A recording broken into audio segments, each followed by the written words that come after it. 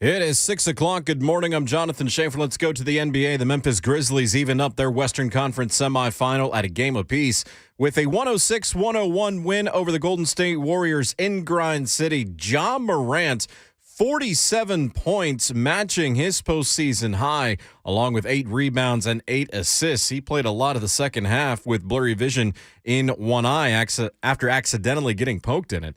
He scored the Griz's final 15 points, including this late three-pointer.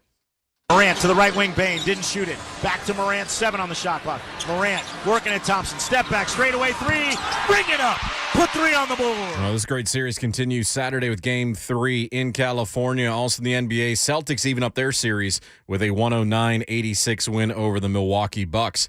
The Colorado Avalanche crushed the Nashville Predators 7-2 last night. The Avs scored 5 first-period goals, which ran the goaltender for the Preds, David Rittich, out of the game. Connor Ingram came in, stabilized things, but by that point it was too late. Avs with a 7-2 win over the Preds. For all your foundation repair and waterproofing needs, visit USSTN.com. Breaking news at once on over the Titans and the Vols. This is 104.5 The Zone.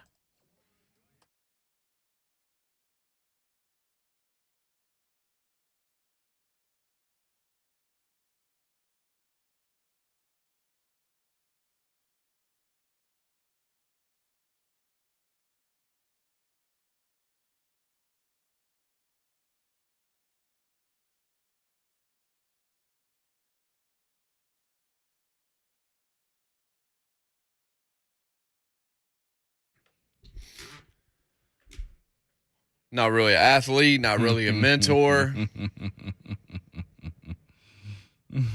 Welcome in, J. Martin Ramon, 104.5 The Zone here on this Wednesday. Ramon Foster, Jonathan Shea from Jason Martin, all 4 Seasons Garage Doors, always with us, making it possible to be here 6 to 10. 4 hours for you. 4 fresh hours. Fresh. These weren't saved in the trash to be brought back today. Well, we'll see about that, actually. Who knows? About that action. Jay. Rhett Bryan today, Fernando Velasco. Yeah. Will join us. With Nando. And he will speak on things. Some stuff. What's he on for, Mo? Nah, he's going to speak about, he's at Arkansas. He's director of player development for Arkansas, for the Arkansas Razorbacks. Former Georgia Bulldog also. He was there with Coach Pittman at Georgia while he had that offensive line. Also, by the way, Sam Pittman also coached up Isaiah. I heard him speak about Isaiah on 3HL when he had him on last week, and he just said that's not the kid that he coached. And that was very interesting. Nando asked me to watch after him, too, and I told him I would. We lost our way, you know. So he'll come on and for sure talk about Traylon Burks and speak about former Titan also. Of course, speak about, you know, Traylon transition to the NFL, what type of kid he is, what they got going on in Arkansas. And we probably ask him a little bit about maybe some NILs and stuff like that, just the horoscope of what college football is. Nando's very interesting guy, smart dude, man. His story in general is one of the coolest ones ever. I think he showed up at Georgia almost like 400 pounds and just worked his way down into a starter. He was actually in Pittsburgh with me for a year, man. Nando is a very solid human being. Good American, as Coach Mack would like to call him. Very good dude, man. Love that guy.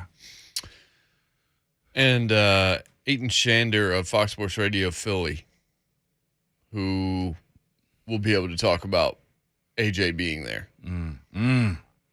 And that'll be an interesting conversation, because I'm sure that's been a different kind of conversation on those airways. Oh, no doubt. Than it has been here. Last night was an example of why you got to have one of those guys sometimes, because it wasn't a particularly great game for a lot of Grizzlies, but Morant didn't care. And, I mean, he needed 47 for them to win by 6. So that tells you right there. It's not like it's 47 and they won by 20. Yeah. They needed that. And Ja answered the miss at the end of game 1. And that's what you got to do as a star athlete on that level. And so Josh showed up from the beginning, was part of at least 36 points in the first half. Yeah. As either assist man, primary assist man, or the scorer himself. Goes out and has 47. There's a moment in the game where Klay Thompson gets out of the way as he's coming down the lane. He does a two-handed jam and Clay decides business decision not going to be on that poster and just kind of got out of the way. Clay saw the intent on Ja's face and was like, "Yeah, I'm good. Yeah, go ahead and do your thing, man." I mean, they got their split. Yeah. Now the Griz have to then find a way to get one out west. I think they play on Saturday. They have to wait a while for Game 3. Yeah, which is probably good. That time travel is significant, man. They probably end up leaving tomorrow if I was them, so they can get adjusted to it. It's just terrible because it's such a break. Yeah. I hate the way the NBA schedule sets up sometimes because it's just like, so you've got Tuesday night to Saturday night, and then you're going to play Saturday and Monday. Yeah. Nah, man. They're trying to maximize dollars, Jay. They're trying to make sure they get the most amount of viewers that they possibly can on a Saturday evening, man. Memphis got all the points the Predators didn't. So that was a 7-2 win for the Avs. In Game 1, it was 4-0 in the first period with like 6 minutes left. Oh, it was 5-0 before the end. 4's the last one I saw. Then I started having a conversation with my wife and went to bed. I had a buddy of mine text me last night because we talked for a while. He texted me late. See, this is why you don't cover the bleeping Preds. I was like, dang. While the Penguins game started at 6 Central, wasn't over until 10:40 Central. Yeah, they want to know extras too. Triple overtime. They played almost 2 entire games. Man, my homeboy was hurt by that one, man. He was done. He was done. He's done with the Preds at this point, man. Everybody expected this, didn't they? Them versus the Avalanche, like this is what they Avalanche expected. are a ridiculous scoring team and no Saros. So I don't know what. Let's just say I don't think this is going to be a long run. My boy. Maybe it will be. We'll see. You just never know, man. I heard people say what though? It's like, well, they didn't have a chance a few years ago, and they flipped that 8 seed into a long run. This ain't that team, no. I've heard that 20 times already. Have you really? Yeah, it almost makes my FU Aaron Rodgers. Then I'm like, quit. Stop it. Why, Shave? Why does it have you at the? You hear me laughing, so it's the type of day I'm choosing violence. Because that's every man. season. Well, they did this 4 years ago, and then stop. Quit it. Raindrop plop. Yeah, you don't have Saros playing right now. That's like opening up, I don't know, some kind of just nothing store, right? It's like opening up a consignment shop and saying, hey, man, Steve Jobs and Apple. It's like, right, that's not something that happens every day.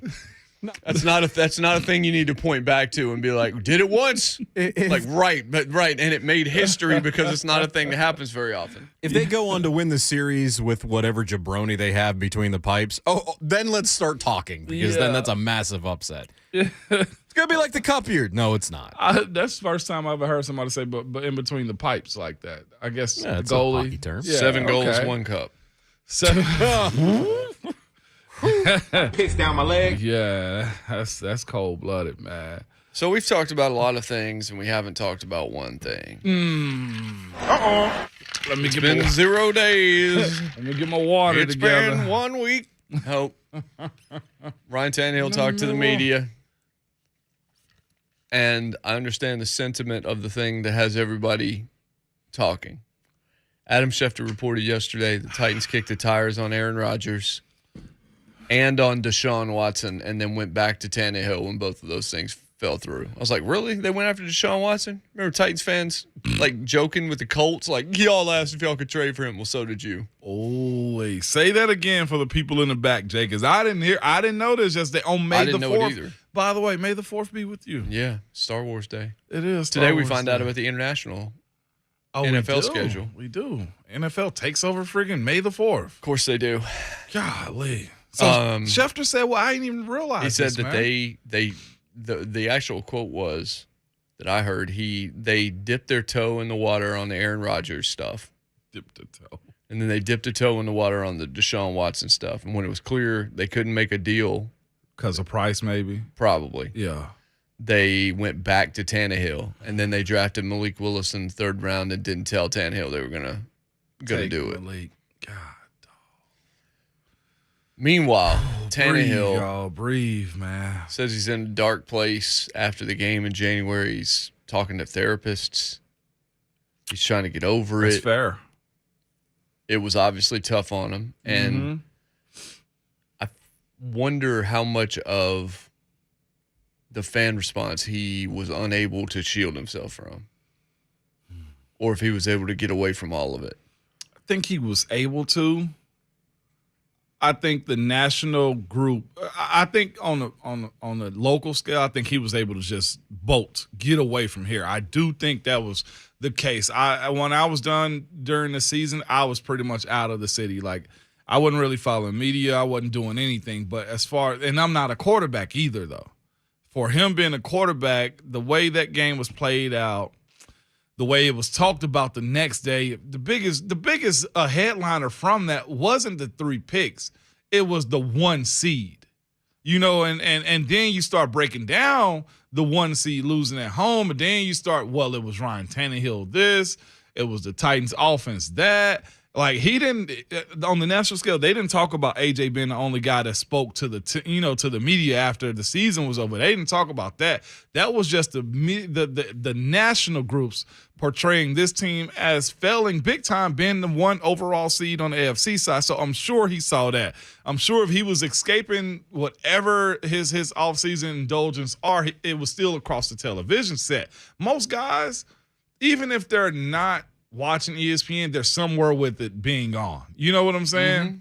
Mm-hmm. And I just think he probably took a break from his teammates, and then you start blaming yourself, and then you go dark, and then you're trying to figure out if it was all you or could you have done something else. And I'm sure he started blaming some of his teammates in his mind. Well, if he had done that and this would have happened and that would have happened, it probably did run him crazy, Jay, and he had to go to therapy to try to get through this.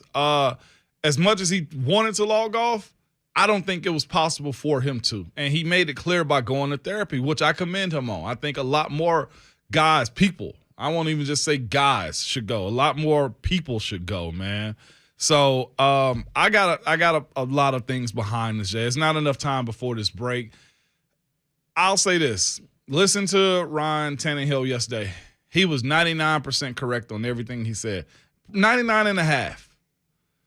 Simply because he gave you the truth. He talked about it and owned up to a lot of things, but it was the one part that everybody's talking about that he himself couldn't afford to say. Yeah, I mean, there was a very easy right thing to say. Yeah. And this is a problem for Ryan Tannehill. I mentioned this a couple of days ago. There will be no benefit of the doubt for Ryan Tannehill from the fans. No.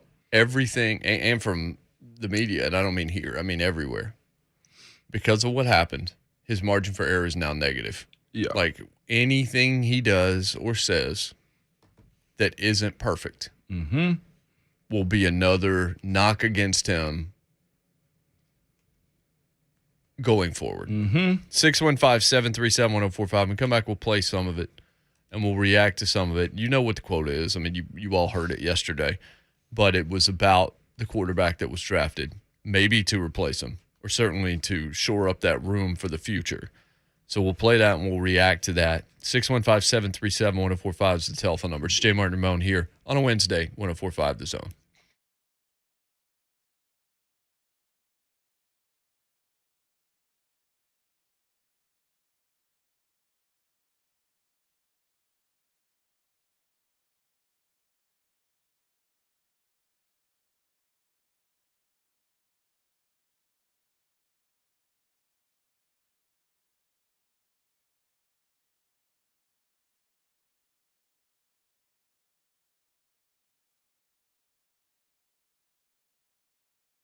Imagine if the first way we did things was the only way, and it just stayed that way for what felt like forever. Well, that's what happens when it comes to selling your house. You list your house and you have to keep a show ready because you never know if somebody want to come by for a quick look. Or you have dozens of people marching through your home that may or may not be serious about buying. And this goes on and on until the right buyer comes along. Well, that's all changed thanks to Open Door. And it's Ramon Foster. And I want to tell you what I did. I went to opendoor.com. Put in my address and home info, and I got an offer back in no time. Open Door takes a look at your house along with recent sales in your neighborhood to come up with a very competitive offer. A real offer with no listings, no strangers, no stress, and a real competitive offer in minutes. Simply go to opendoor.com/WGFX and get your free offer. Open Door is a new way to sell without all the hassles of a traditional home selling. You'll know how much you'll get, and you can close when you are ready. And you can do everything online. Go to opendoor.com/WGFX and get your free offer today. That's opendoor.com/WGFX. And offer eligibility varies, and Open Door is represented by Open Door Brokerage, Inc. License 02061130 in California, Open Door Brokerage, LLC, and its other markets.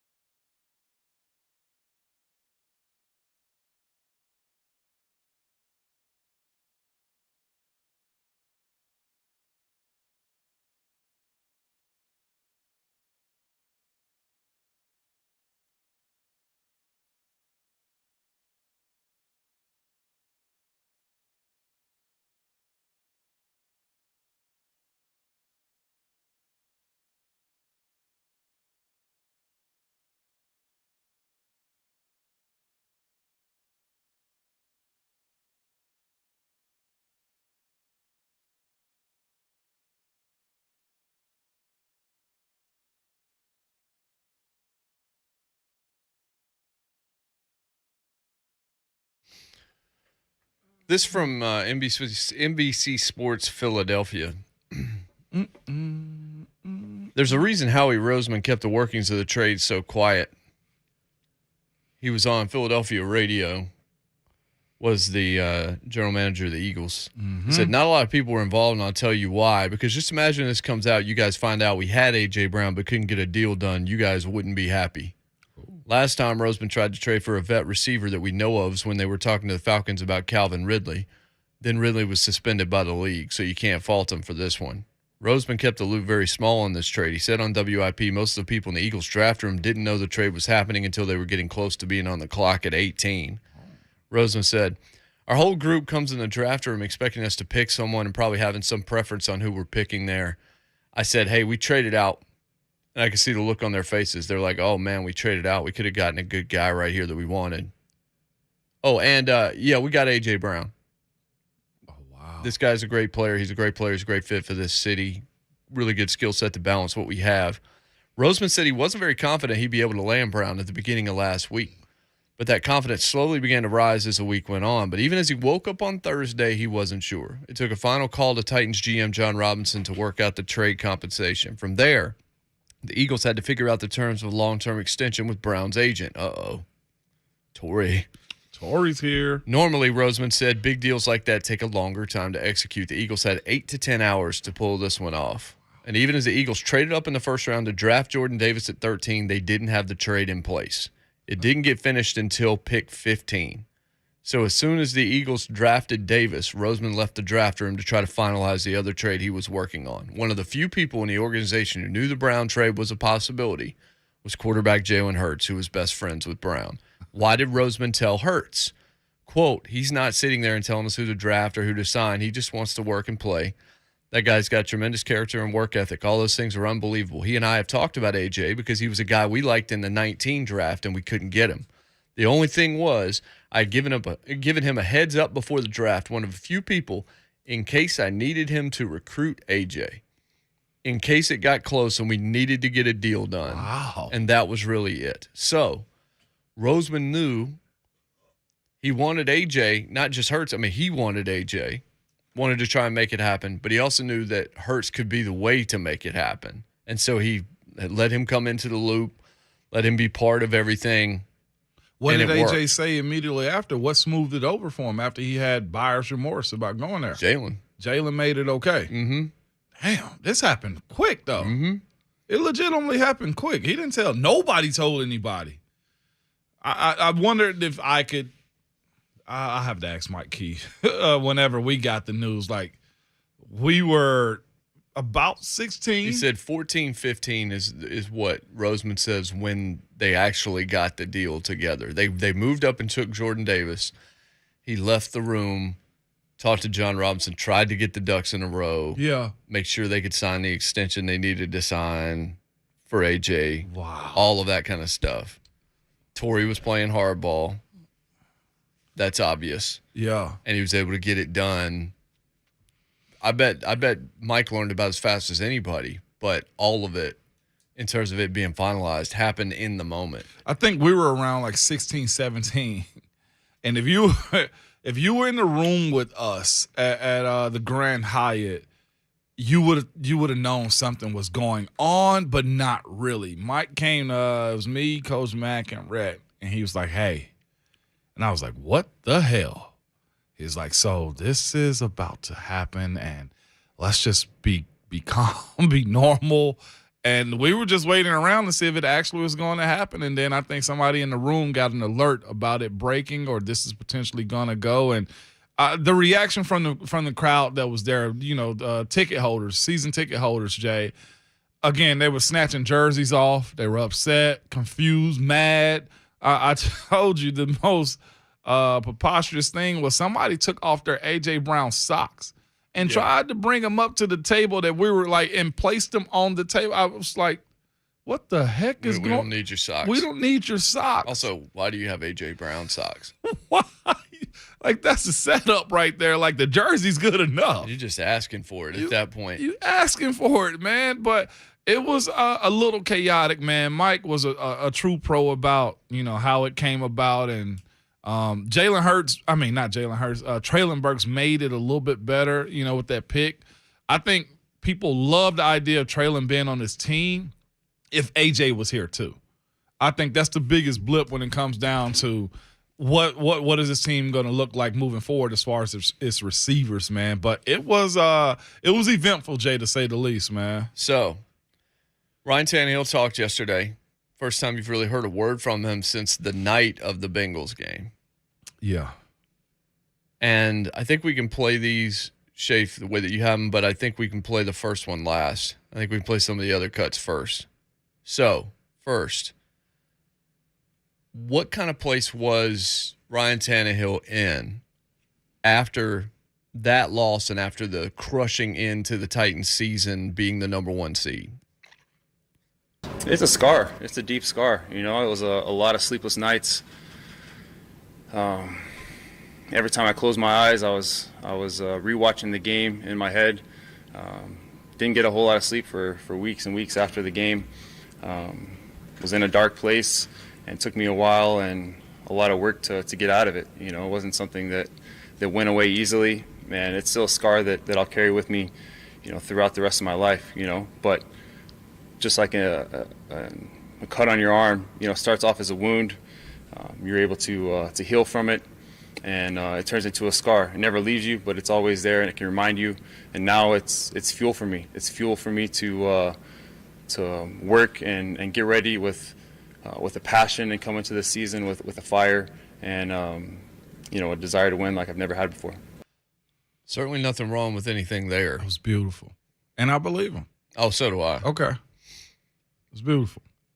I would wonder whether or not people that heard that, did you gain a percentage of sympathy at all for Tannehill, or does it not matter? Does any of this matter to you? You know what? For the people that got something to say opposite of it, I'll say that he did exactly what we asked him to do. Yeah, he did. That's so right. Whatever he said, it's the right thing to me on this one. But I thought how he phrased everything was good. He took this one hard, man, like very, very hard. And whether you like the answers or not, all we have been asking for, I know us in the media and some of this fan base, say something. And he did. So I don't even fault him, but I thought he was very right on this one, Jay, with what he's saying. He acknowledged that it sucked bad. Yeah. And then he was certainly asked about what we led this segment off with, which was the fact that A.J. Brown, the guy he developed chemistry with, those two guys together kind of made themselves, right? Like A.J. was what Tannehill used most, along with Derrick Henry, to make sure he was going to be QB1. That was his boot once time. He got the gig from Mariota. So here's what he said about losing Arthur Juan. That one hurt. Obviously, professionally it hurt. Top target, heck of a football player, made big plays for us consistently over the last 3 years. Personally, it hurt. AJ's a good friend. Have a lot of great times, great memories on and off the field with him. Just not being able to see him on a daily basis it's going to be different. It's going to be hard. Happy to see him, get what he wanted, but at the end of the day, it hurts, man. It hurts. Again, I believe him. Yeah. He knows he's not better without A.J. Brown also. Yep. We know he's not better without A.J. Brown. Then, of course, the big contract. He's got the highest cap hit of any player in the NFL this season, which put him in position, really, to be here. I actually enjoyed this response from him right here. So here's what he said about his deal. That was done last year, and the deal was done 3 years ago at this point. So, I don't overthink that type of thing. It kind of is what it is. You look around the league and every guy is trying to do what's best for him, and every team's trying to do what's best for him. So, I don't overthink that. No. Nor should you. No. They offered you the money. You took the money. You should have taken the money. That's what we all do. Yeah. The reason we're sitting here hosting a radio show this morning is because we decided to take the money that they offered us to do the show. Ryan Tannehill told this ain't a me problem. This is us. We're If in you have this a problem with together. the deal, that's on the Titans, not on me. Nor is it on me to take a discount or do all this finagling and all this. I know that sounds great, but it's real easy to get in somebody else's pocket. And the reality of it is, too, so this is why we're able to speak on it, because he gave clarity on a lot of stuff. And him saying what he said basically is like the business side of it, the team has to come to you and your agent to speak about restructuring. That's a team problem we're talking about is cap hit. They knew because we spoke about this. Mike Keefe has said it. Rhett has said it time and time again. Coach Mack has said it. We've had a bunch of people speak about the cap situation, say it's not a myth. You know at some point it's going to come due. Now, you can push it back. You can do as much as you want to try to get the toothpaste back in the tube, but it's eventually going to get exposed.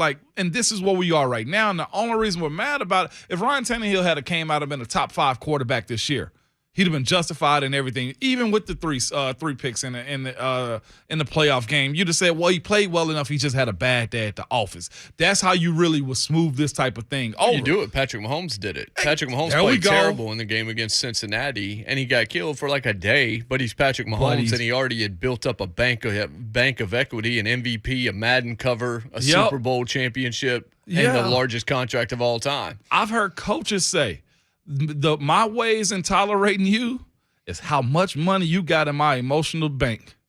Like, that's legitimately a thing. Like, and Ryan Tannehill doesn't have much with his fan base here.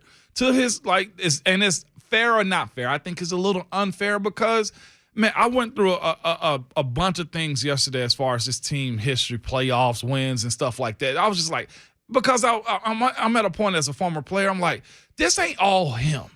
But the thing is this, what do I always say? The fans choose who, Jay? They choose the team. Mm-hmm. And because of that, you'll have a guy that's honestly been damn good, but you'll crap on him because 1 or 2 games or because the business rears his ugly head, like AJ leaving, and then you blame Ryan Tannehill for it. Like, that's not a Tannehill thing. That's actually, I don't know who the numbers guy is at the Titans facility, but that's them. That's management that okayed it. Like, nobody asked y'all to go to him to restructure. Right. Nobody asked Ryan Tannehill, do you want Julio?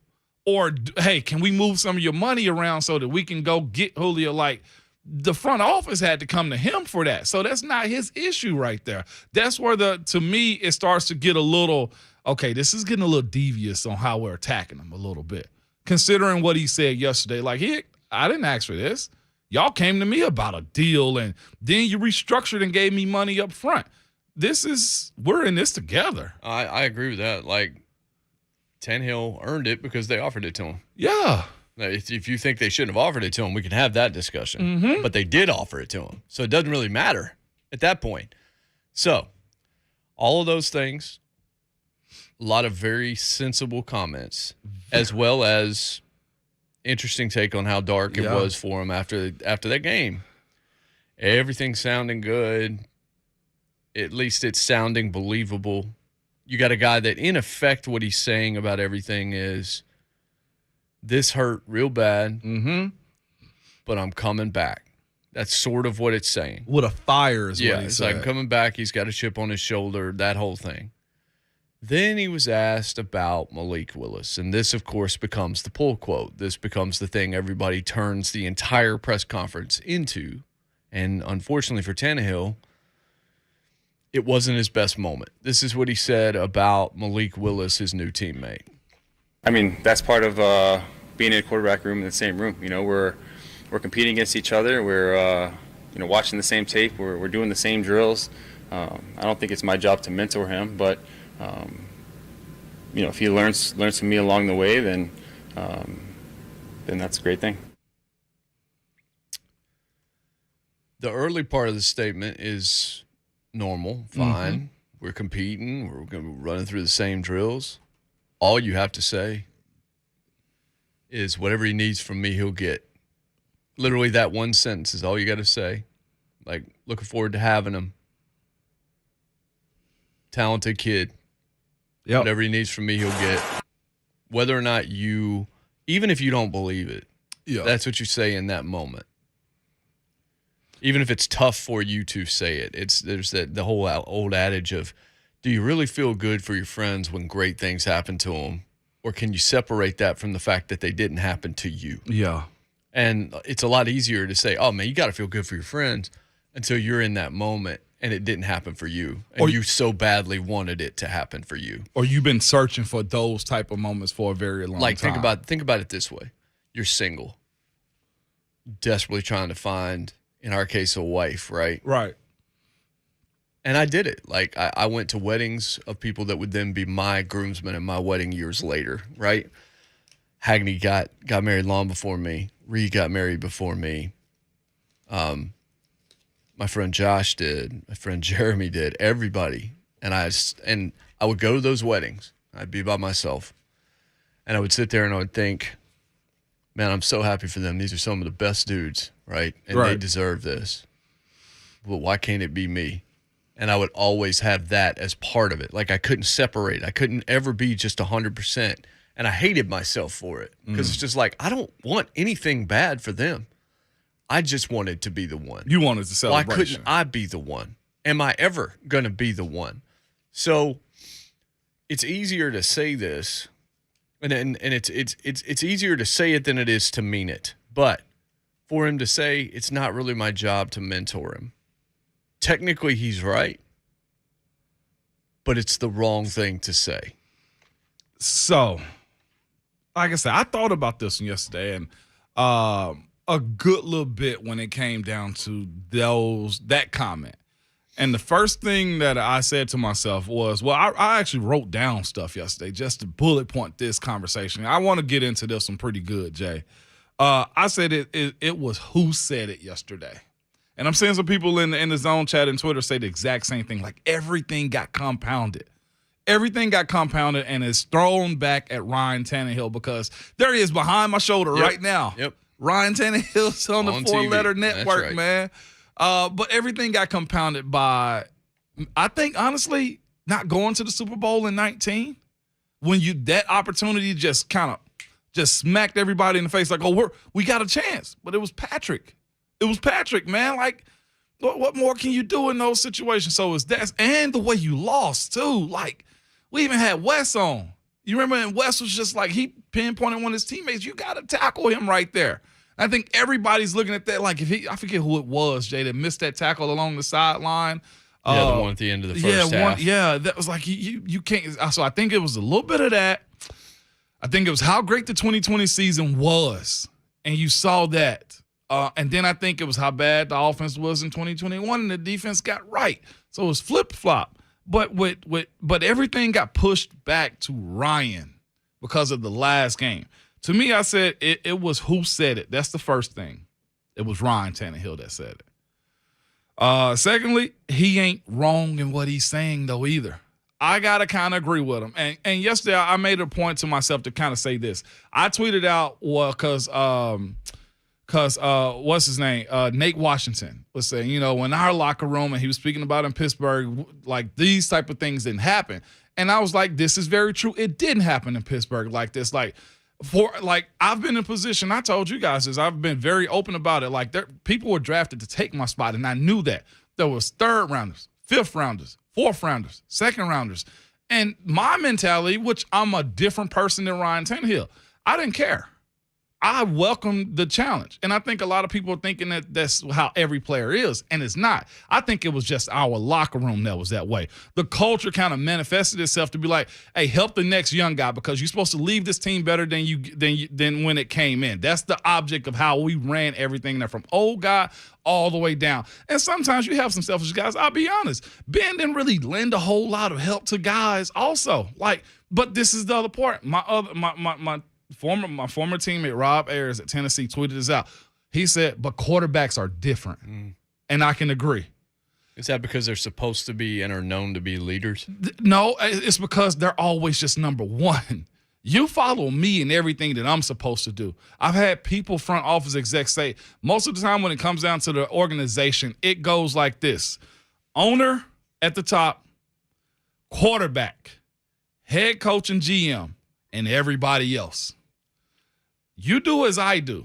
I ain't gonna tell you to follow me. If you want to see what I do, what Patrick Mahomes said, he learned from guys in front of him, and I'm sure Aaron Rodgers learned from Brett Favre, and Brett Favre probably didn't say anything to him. Quarterbacks are very, very finicky. If you bring in a very superb backup, they start to twitch a little bit. They start to feel a certain type of way. Well, am I not the guy that you've been promising me that I am? You gave me the keys to the organization. So I feel like that's where Ryan came from. Again, not every locker room is the same. Not every person can handle that type of pressure either. And then he's playing a position where he heavy as the head that wears the crown is how I kind of look at. I'm not excusing him, but what he said wasn't wrong. It wasn't what he said. In this case, it was who said it to me. And this fan base is not going to let up on Ryan Tannehill until he wins a Super Bowl or a big game. Like, that's just where he is right now. We're coming up on this break, and there's so much more to this conversation, Jay. All right, we'll keep it going then. Yeah. And, John, you hang on, buddy. We'll get to your phone call as soon as we get back, since it's on Tannehill, and then we'll get right back into the discussion. This is going to carry a large part of the day, I would imagine. Your thoughts on that comment specifically, or anything else that Ryan had to say yesterday. 615-737-1045. Jay Martin Ramon here on The Zone.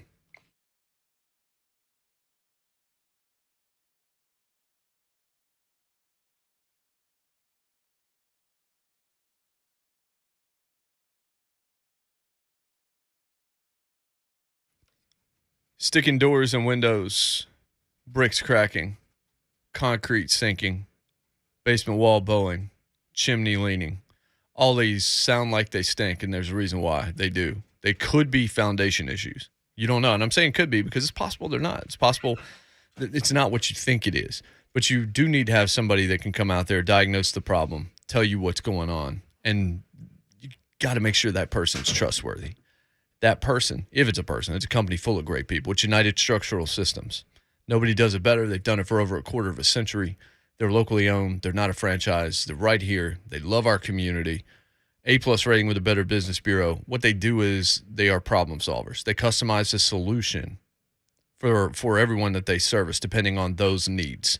They come out, they look over everything, and they give you a detail-free estimate. They tell you if what you're seeing is legit, if it's half legit, if it's not really a worry at that point in time, and then they tell you exactly what needs to be done, if anything. And then when you tell them, okay, sounds like a plan, you guys go ahead and do it, then that's exactly what they do. They get to work, they finish it, they show you what's been done, they make sure you feel fully satisfied, they make sure they've done the job properly before you ever have to pay a cent. You can trust them on the way in, you can trust them on the way out. Over 23,000 satisfied customers and counting can tell you United Structural Systems is the only company for foundation repair that you can trust, the only one that's going to be willing sometimes to come out even if the job isn't going to be theirs that day. And that, to me, is worth everything. Integrity counts. 615-227-2275. That's 227-2275. Or online at ussTN.com. It's United Structural Systems.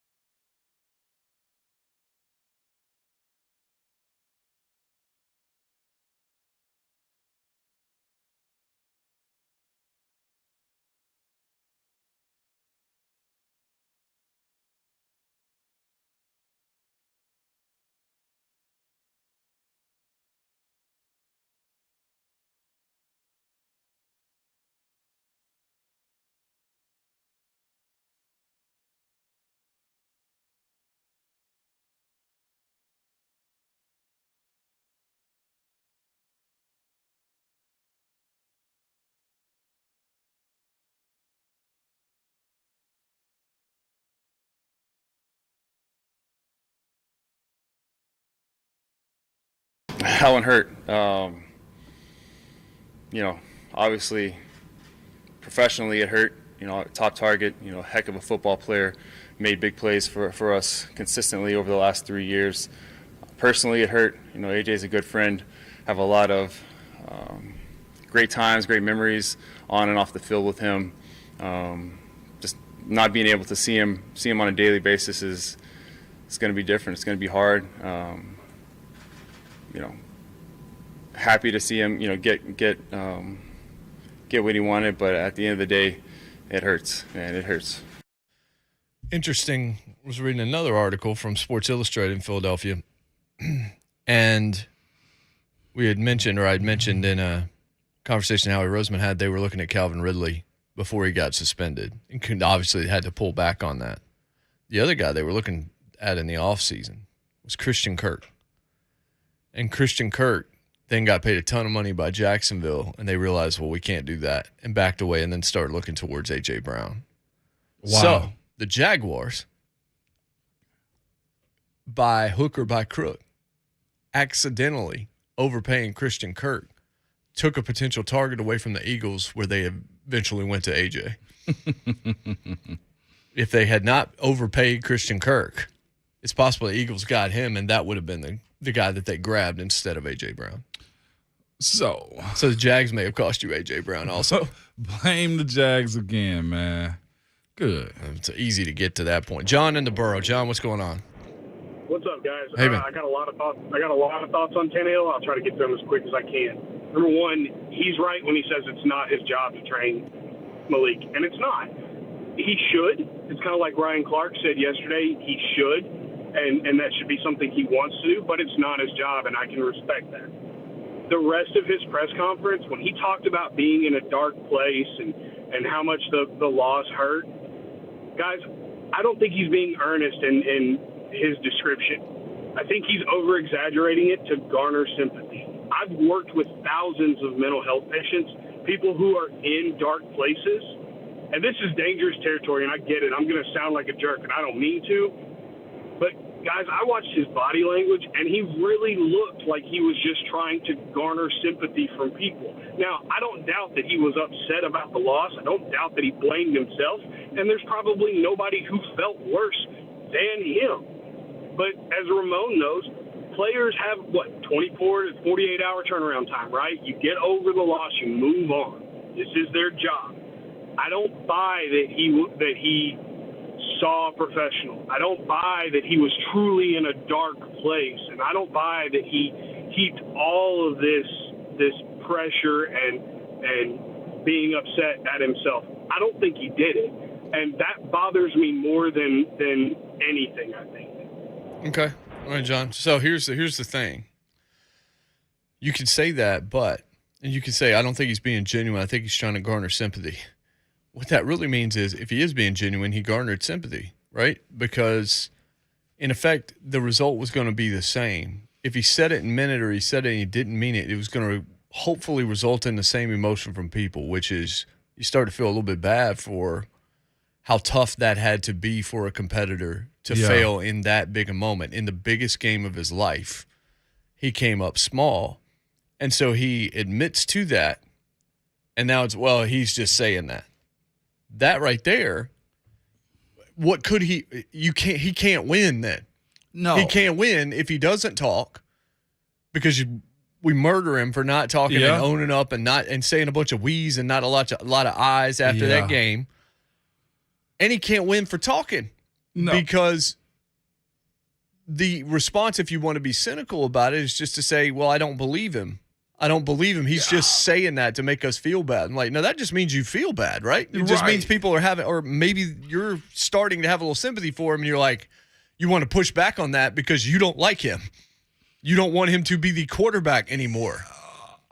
I just don't think he can win in that situation because we can't prove it. I know what John is saying, and I understand. Yeah. And I respect that. But we have no way of knowing whether or not it's accurate or not. So we kind of have to take it. We do. He did everything we asked him to do yesterday.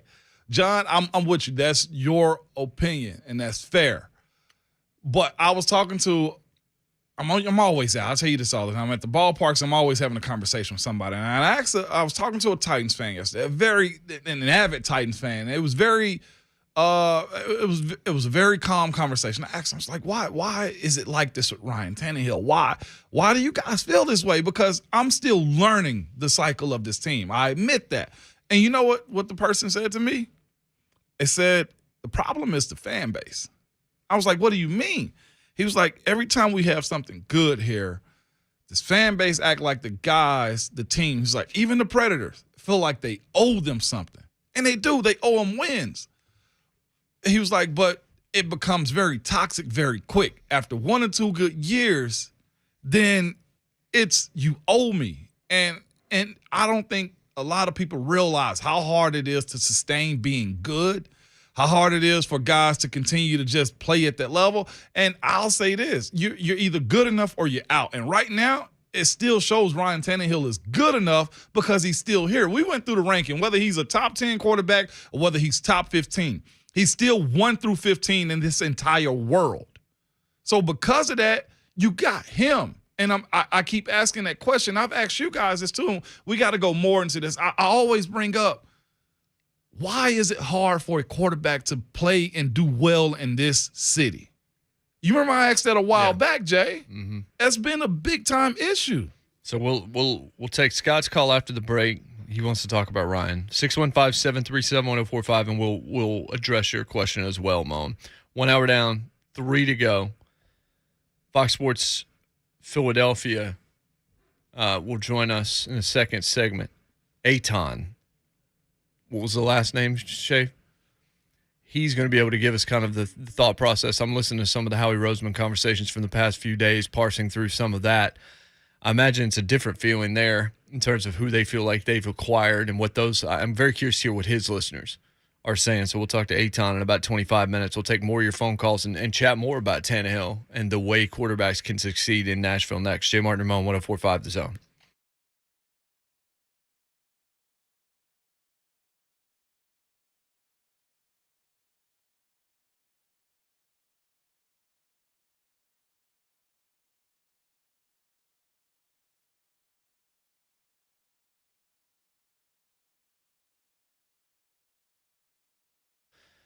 Great idea for a spectacular Mother's Day gift. I mean, this isn't rocket science, but it's jewelry, right? Genesis Diamonds is the only place you got to go. Because you've got a good mom. You don't have just an ordinary mom. She's the best. So you got to show her something she can really enjoy for years, and that's something from Genesis. You got to stop in this week. Let one of the trusted advisors at Genesis that are non-commissioned salespeople help you find that special, meaningful gift. If that's a layering necklace or an eternity band or a diamond pendant or a pearl, rings, whatever it is, stunning diamond earrings, great Mother's Day ideas for any budget. The cases are packed at Genesis.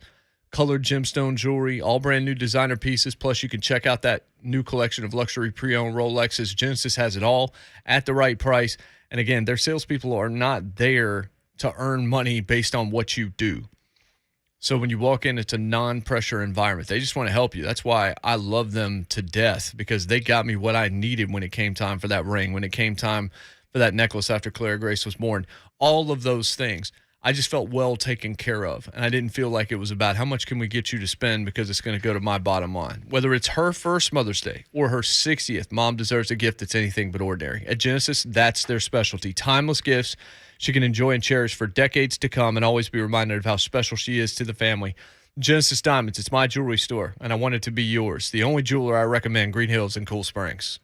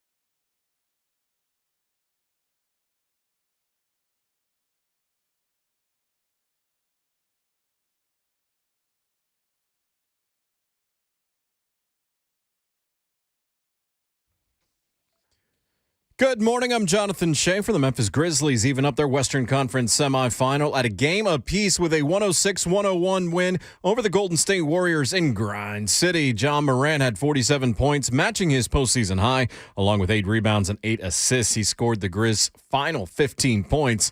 Game 3 Saturday in San Francisco. Also yesterday, Celtics defeated the Bucks 109-86 to even up that series. Sixers at Heat tonight, 6:30. Mavs at Suns at 9 o'clock. The Avs crushed the Preds 7-2 yesterday. Game 1 of that first round series in the NHL. Colorado scored 5 goals in the first period, chasing goaltender David Rittich. Connor Ingram came in, made 30 saves on 32 shots, stabilized things, but was far too late at that point. The Preds are expected to be without UC Saros for Game 2 on Thursday. Seattle Seahawks will play the Tampa Bay Buccaneers at Munich's Alliance Arena November 13th. Be the first ever NFL regular season game to be played in Germany. The 3 London games, the first 2 at Tottenham Hotspur Stadium. Vikings against the Saints, Giants against the Packers, and then at the end of October, it is Broncos versus the Jags at Wembley. Major League Baseball, the Mets swept both ends of a doubleheader over the Braves 5-4 and 3-0. For all your foundation repair and waterproofing needs, visit USSTN.com. Breaking news at once. On your home for the Titans and the Vols, this is 104.5 The Zone.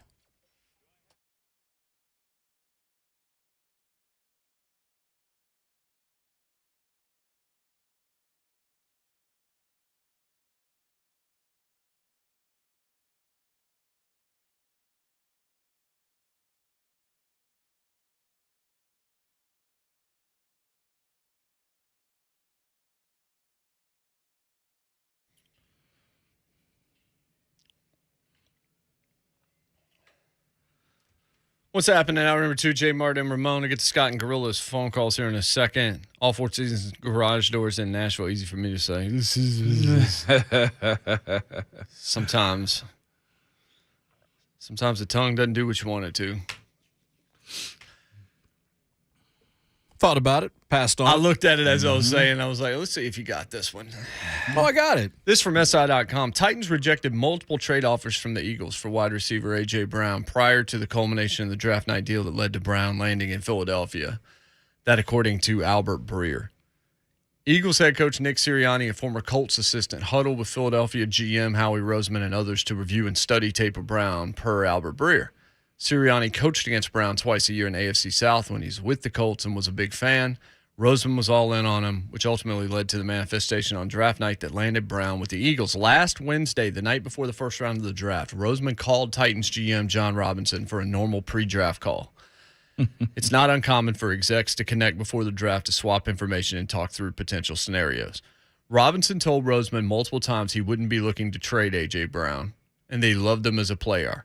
However, as the call continued, Robinson told Roseman contract negotiations between the Titans and Brown hit a snag and that both sides were too far apart to expect a contract extension Brown was looking for.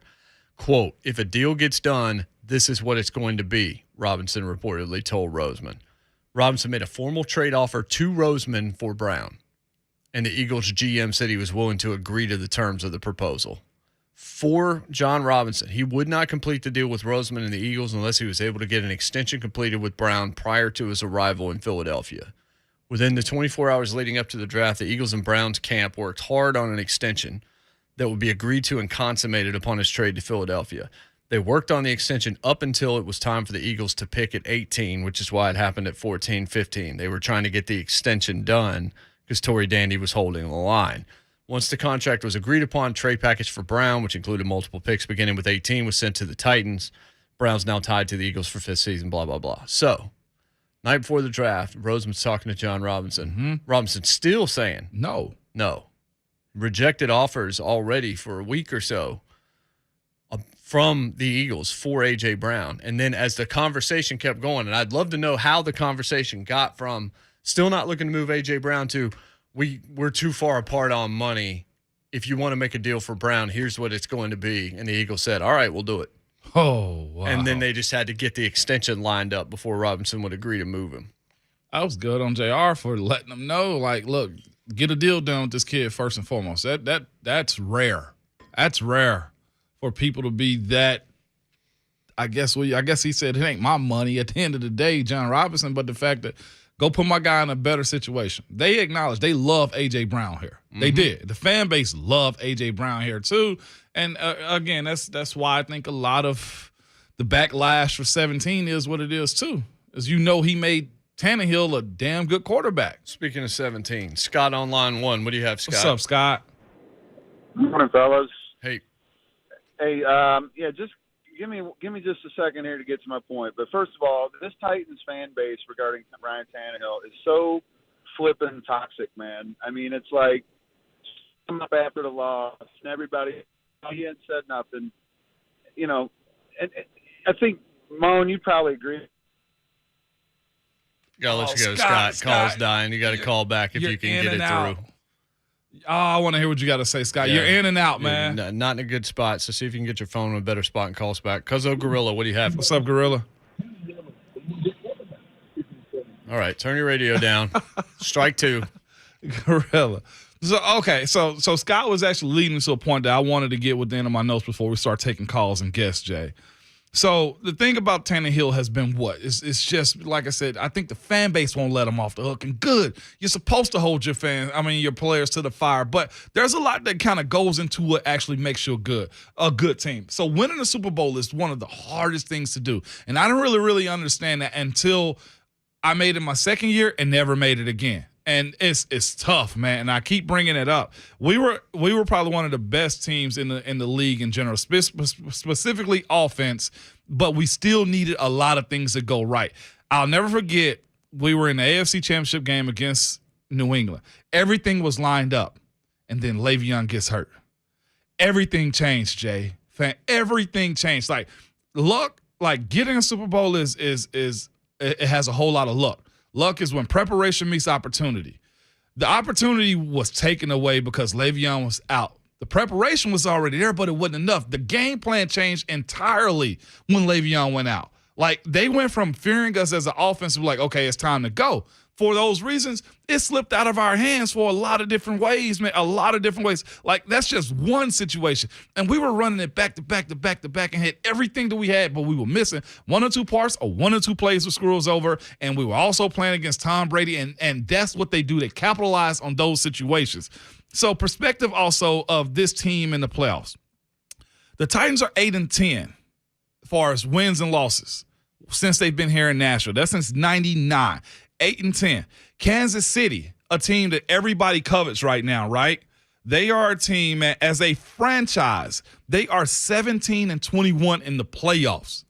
This is since 1962. They are 17-21 as a team in the playoffs, man. You also want to know something? They are 8-3 with Patrick Mahomes. One of those being the Super Bowl year. Also, so I said this. So Kansas City is 9-18 before Patrick Mahomes took over. Put that into perspective when we're talking about Ryan Tannehill and trying to get to the Super Bowl. It was one player that made that Kansas City Chiefs team go over the top. It was Patrick Mahomes. They were friggin' 9-18 in the playoffs. Another franchise, Zach, you're not going to like this, but this is the truth. Colts as a franchise, 23-25 in the playoffs. That's with Peyton Manning and Luck. Matter of fact, if I'm correct, Peyton Manning was 9-9 in the playoffs, lost the Super Bowl and won one. Y'all, it's hard as ever. So your point about the Chiefs, I continue to compare Ryan and Alex Smith because, and we don't know whether Malik's going to be, Patrick is let's not even put him in the same general zip code. Yeah. But you go back to Kansas City. Alex Smith in 2013 was 11-4. 60% completions, 23 touchdowns. Yep. 2014 he was 8-7. Okay. Then they were 11-5 and 11-4. Yeah. Won the division a couple times. Then he was 9-6.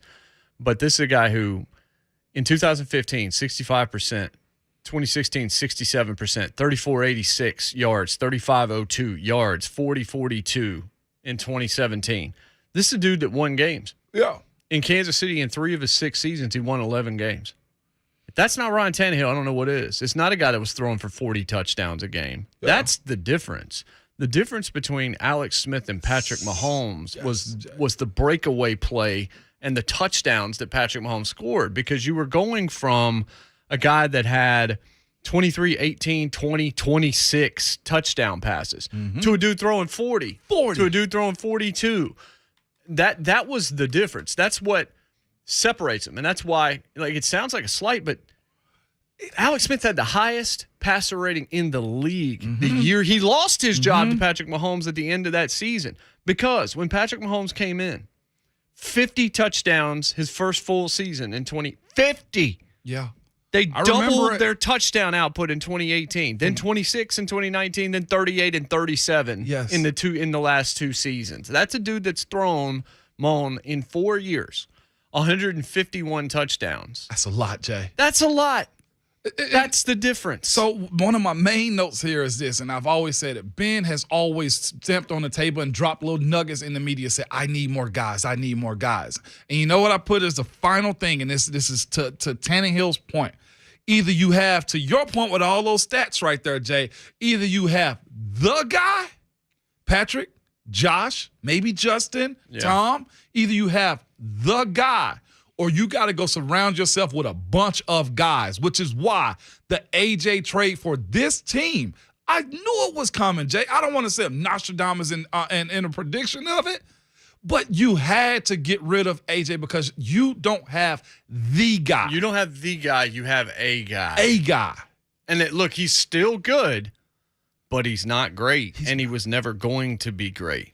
When Ben started to get older, he started asking for more weapons. Why? Because he probably knew to himself, I need a little bit more help to get me to that point. And he knew his skills were not what they once were. You're either going up or going down. Right. 615-737-1045 is the telephone number. On the other side, Eitan Shander, Fox Sports Radio in Philadelphia, is going to join us. We'll get the Philly media and Philly fan response to the A.J. Brown move and what it means on all sides. That's next. Jay Martin and Mo, 1045 The Zone.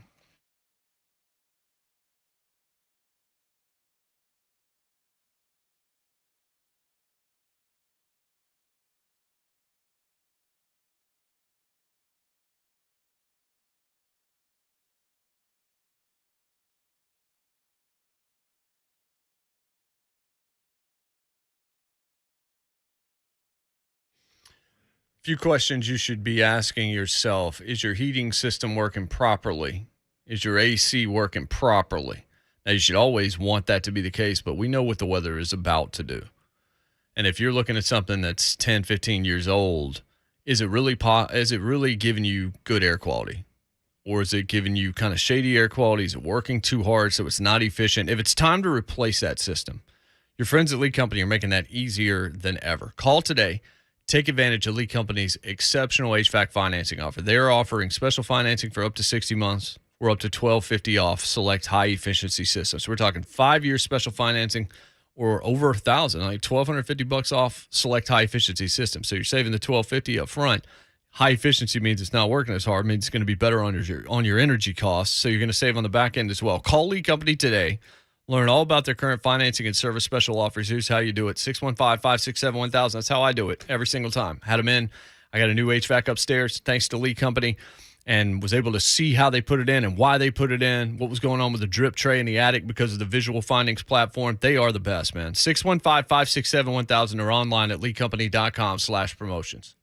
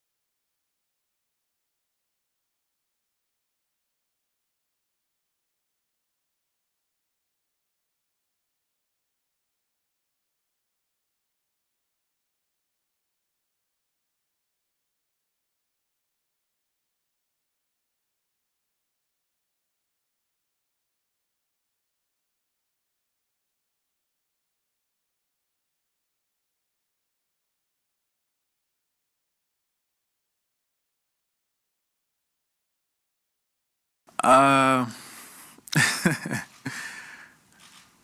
gonna try not to get into all that, but I'm not gonna look backwards. Moving forward, and like I said, I'm excited. That's A.J. Brown in his introductory press conference as an Eagle a couple of days ago, and again, yeah, he needs to look forward because the only fans that he now has to appeal to are the ones in Philadelphia, not the ones here, even though they're still saddened. Albert Breer wrote an unbelievable, long-form dissertation of how the Eagles have utilized the draft and draft picks in the last few years and how that led them to A.J. Brown. And I'm going to read some of that to you a little bit later on in the program. We go to the Mark Spain Real Estate Hotline here. Eitan Shander, who hosts for Fox Sports Philadelphia, is on the line. Eitan, we appreciate the time. Good morning. Fellas, good morning. I appreciate the time and the interest in having me on. Great to be back in Nashville. I miss that city every day. Yeah, I'm sure it misses you too, Eitan. It's a great time here, Eitan. No, it's a great time. No, it does not. I promise you. Is there something you want to tell us? Well, look, man, I had a lot of fun in Nashville. I was down there working for a news talker. I had the pleasure of working with and for Jonathan Schaefer. Oh, dear Lord. At the station there. So I think I miss Nashville more than Nashville misses me. That's all I'm saying. You know what? At least somebody misses somebody. Yeah, there you go. Everybody love everybody. Let me put it this way. It took Eitan and I a few years to actually start missing each other. That's fair. Absence and a lot of distance make the heart grow fonder. I agree. It did take a little distance there, but it's a lot of things, man. It's not having just everybody so angry and upset all the time. That's the Northeast, right? It's cold and dark 7 months of the year. Everybody's got their hood up and their head down, and I just miss being able to say hello to random people. Well, and they say hello back. Well, is it true that Philadelphia people are just jerks? Yes. We're terrible people. I wanted to endear you to your audience. We're going to make sure we send that clip out to somebody. A.J. Brown was they already know. A.J. Brown's very beloved here, as you well know. It's been hard for the fans the last few days just trying to process this. We had one listener that told us Friday morning, day 2 of the draft, my brain understands this, but my heart is broken. And I think that was a really eloquent way to put it. What's the reaction been on the flip side for your audience and the people that you have encountered over the last few days now that AJ is in your city?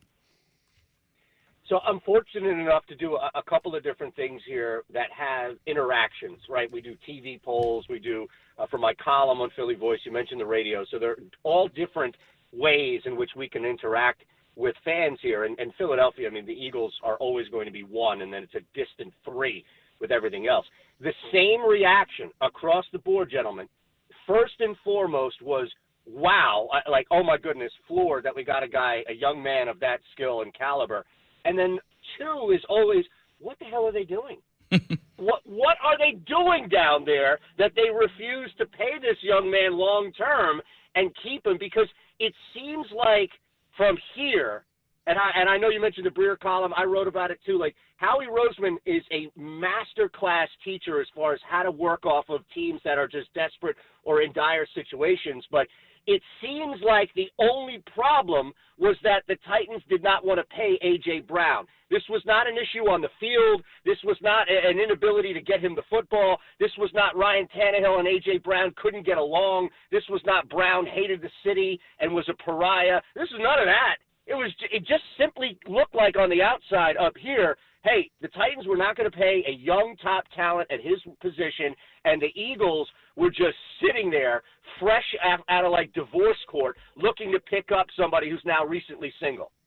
So with that being said, with you guys paying that tab for a young wide receiver whose market now, all wide receiver markets are through the roof, what got you guys into the sweepstakes of signing him at this point? Like, is there a window you guys are looking at? Is Jalen Hurts really your quarterback of the future to get this done with these weapons around him? What's the mindset on willing to do this?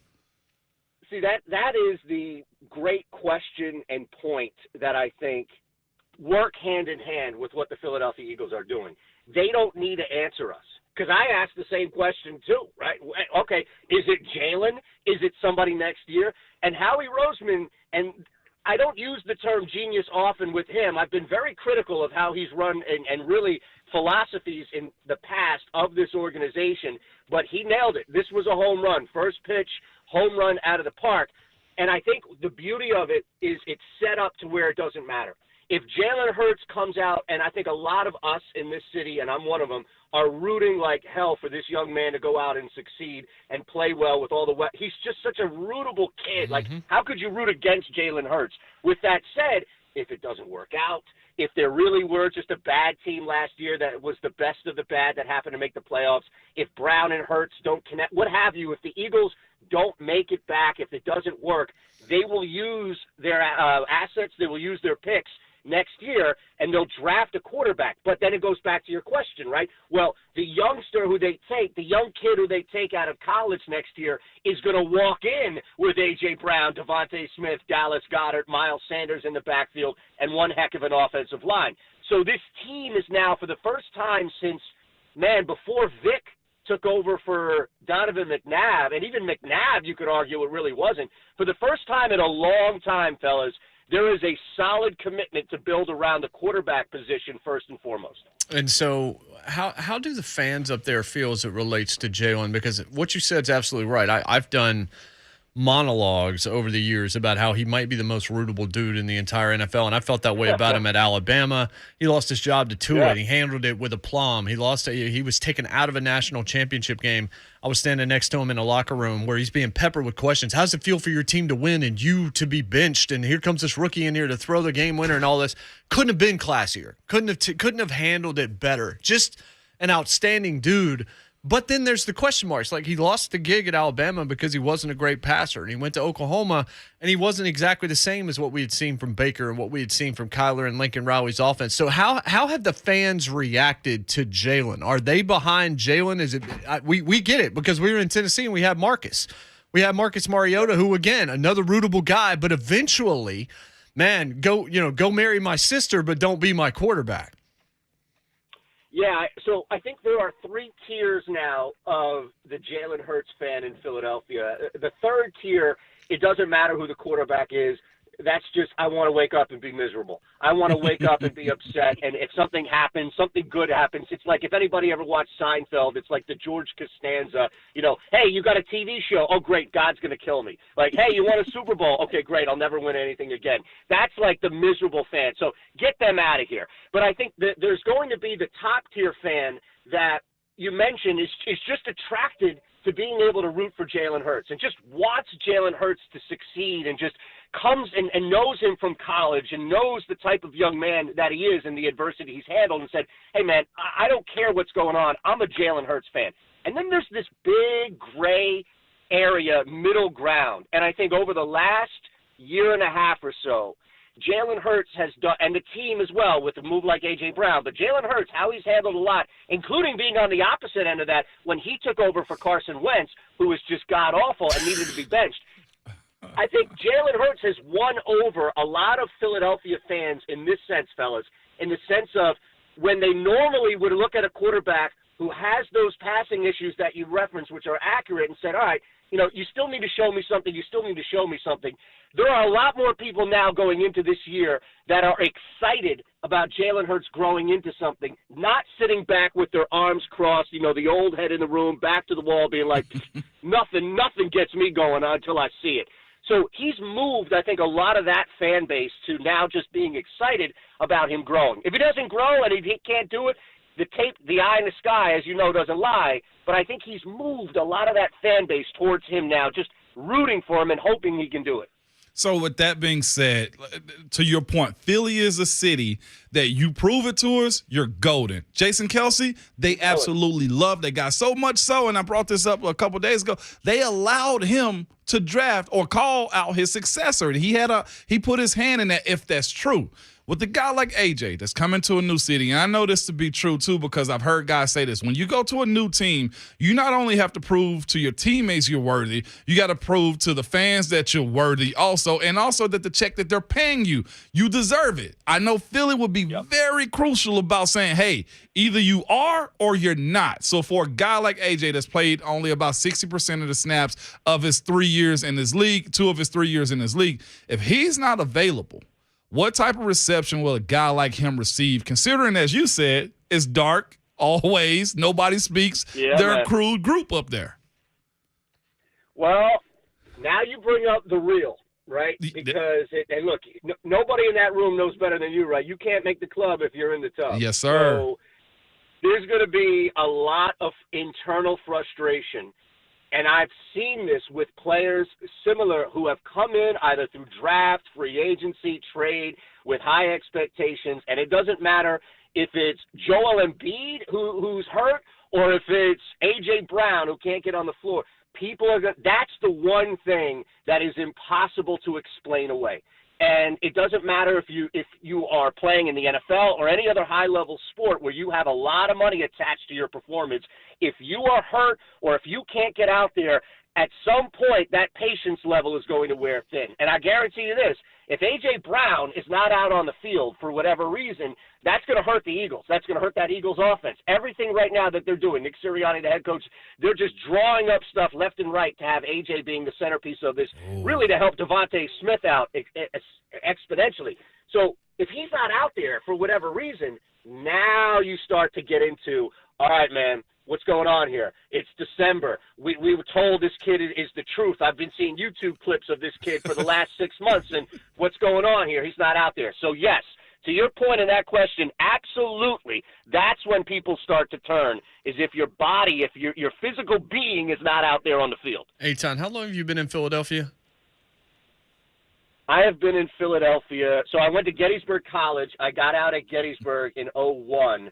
I've been in Philadelphia since then. I did leave, though. Remember, I was in Nashville for 2 years. Mm-hmm. So 2008, I missed the Phillies winning. That's the sacrifice I made to Nashville, is I was down in Nashville working when the Phillies won the World Series in 2008. So I've been in Philly for about 20 years, minus those 2 years I was down in Nashville. Okay, the reason I asked you that is because I came up with a comparison for A.J. Brown over the weekend. And I wanted to make sure you hadn't just gotten into town. I didn't think so, but I wanted to be right about it. The guy's name that just – Well, my brain is shot, so I might have to Google. Okay. Well, this guy, he just keeps coming to mind when I think of AJ, because AJ's medicals have concerned me now for a couple of years until after listening to a podcast where a Vanderbilt medical professional went through all of the Titans' injuries, dismissed them all except one.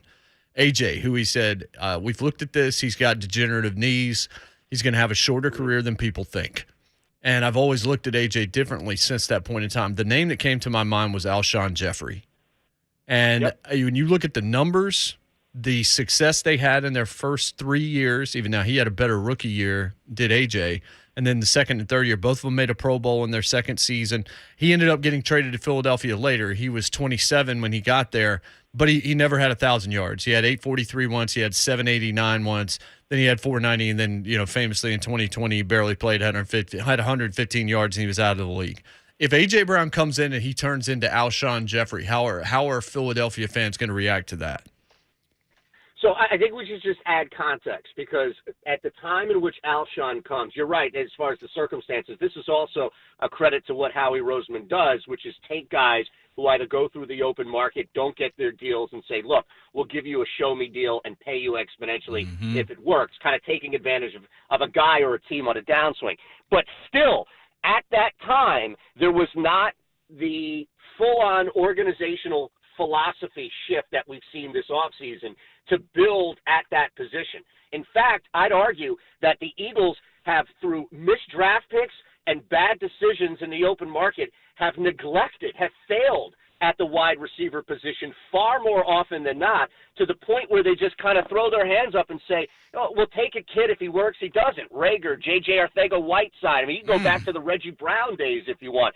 So the point being is that now with A.J. Brown here, you have Devontae Smith, you have Dallas Goedert, you have Quez Watkins, who is going to be used as a burner downfield. And you have a coach who is offensive-minded to the point where now the philosophy is to build around the quarterback through the wide receiver position, which was never a thing in the past, which is a long way of answering your question, meaning I think that there is a softer landing for somebody like A.J. Brown to put up Alshon Jeffrey numbers if it means Devontae Smith is putting up 1,100 yards, if it means that Dallas Goedert is now one of the top 3 receiving tight ends in the NFL. That's where I think the difference is. A.J. Brown's presence can help guys on the field who just weren't there to an extent when Alshon. They won a Super Bowl, I get it, but still, they weren't building and really focusing around that position. Now, if A.J. Brown puts up 650 yards this year in 14 games, there's a problem. There's a major problem. Nobody in Philadelphia is going to be able to explain that one away. Who has a higher ceiling? We'll get you out on this. Who has a higher ceiling, Devontae Smith or A.J. Brown? Well, I think it's Devontae Smith from a health standpoint, right? Because you referenced the knees, you referenced the concern. Clearly, A.J. Brown is not there enough or hasn't been enough from a consistent standpoint on the field.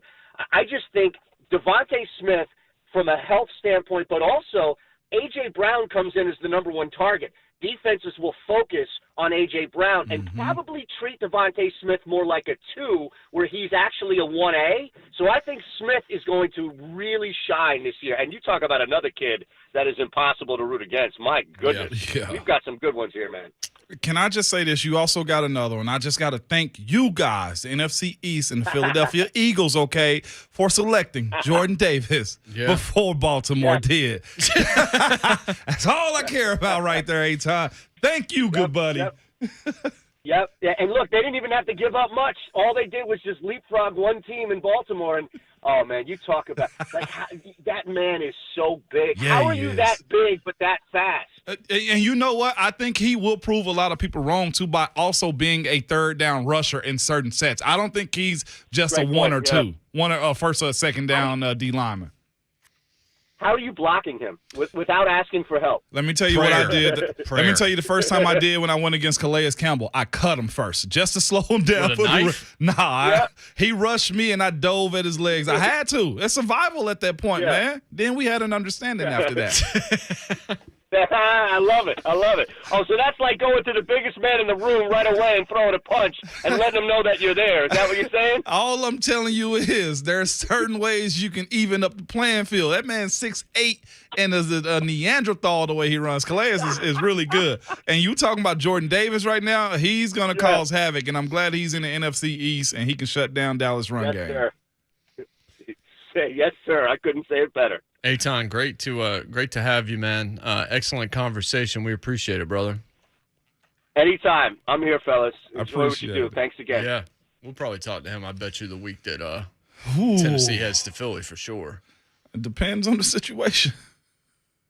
He said what we already know. Look, if dude's out there, if he's missing games and stuff, that Philly fan, that's going to turn. Yeah.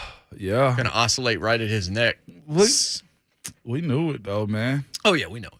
He knows it, too. He has to be by the way, smart enough nobody's wishing AJ Absolutely bad. not. But the reality of it is there's a 100% injury rate in the NFL, as far as people being in and out of it. 615-737-1045 if you want to react to that. I'm going to read probably at the top of the third hour some of this piece from Albert Breer, Monday Morning Quarterback, about how they acquired draft picks, how they've used the draft to put them into position to do this. But the way this starts with them watching A.J. Brown footage when they're trying to determine whether to go for him, it's worth hearing. We'll do that coming up. Jay Martin, 104.5 The Zone.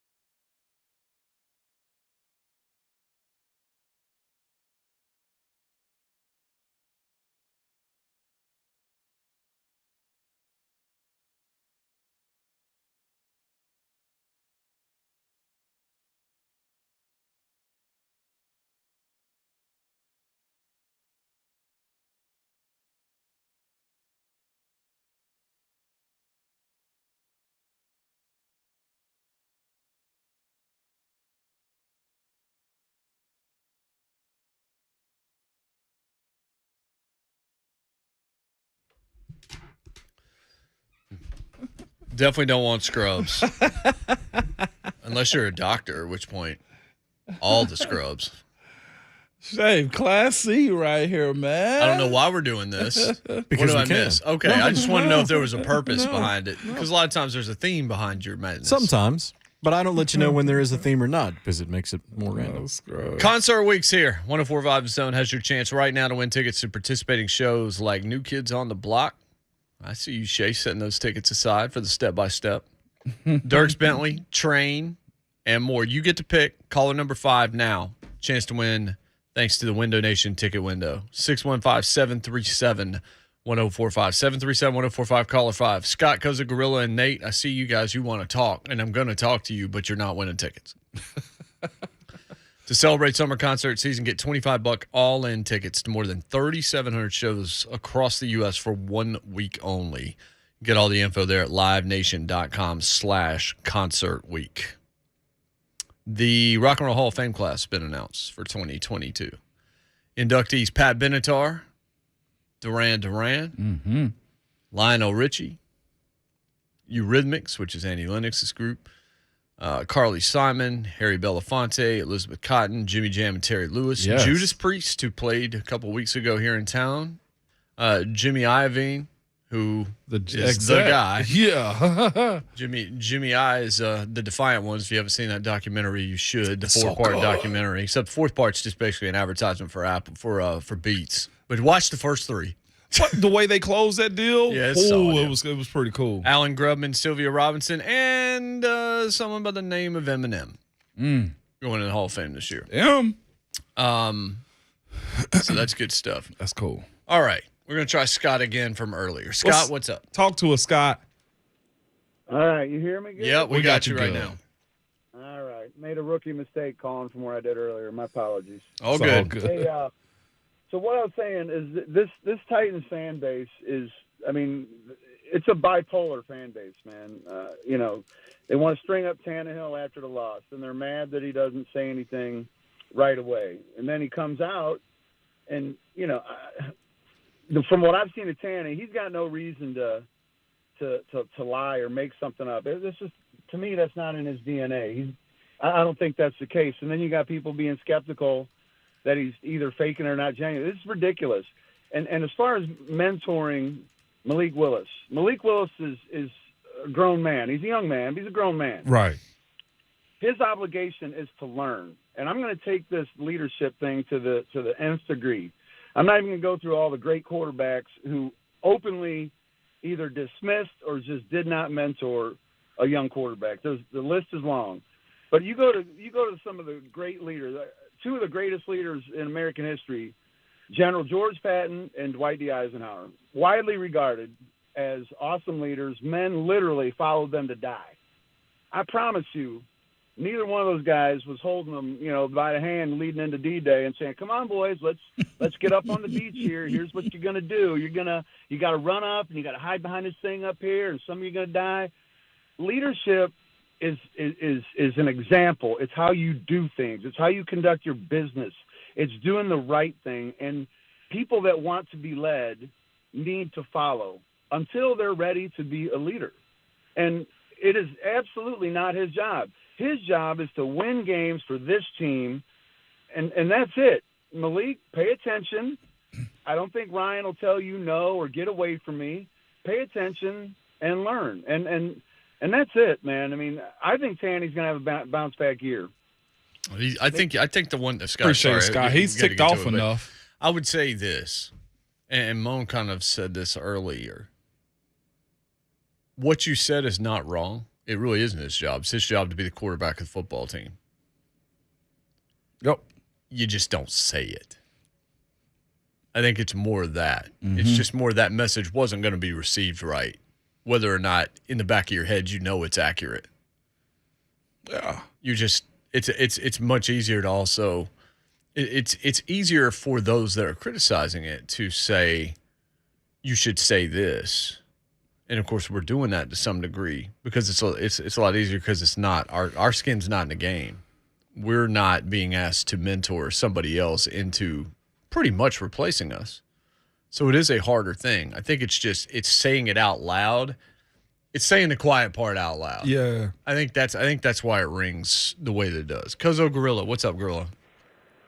Yeah, I want tickets to that Hall of Fame, the Rock and Roll Hall of Fame event. For real. You know what I mean? No. My man. Nah, too bad. Nope. Yeah, come with those. I'm going to be happy. You can have the other show. Hey, man, you would have won those. We would have given you tickets to that. We didn't have tickets to that. We would have given you tickets to that if you had your radio turned down when we went to you the first time. Yeah, but instead when we went to you, it was Oh, is that what it was? That's Yeah. right. Okay. Much respect. I got that. But check this out, guys. First off, I want to say this here for the last caller. I think the kid already have a mentor called Cam Newton. So I'm not even. I was really messed up about that right there. After losing like he did Ryan Tannehill. Look, check this out, J. Mark.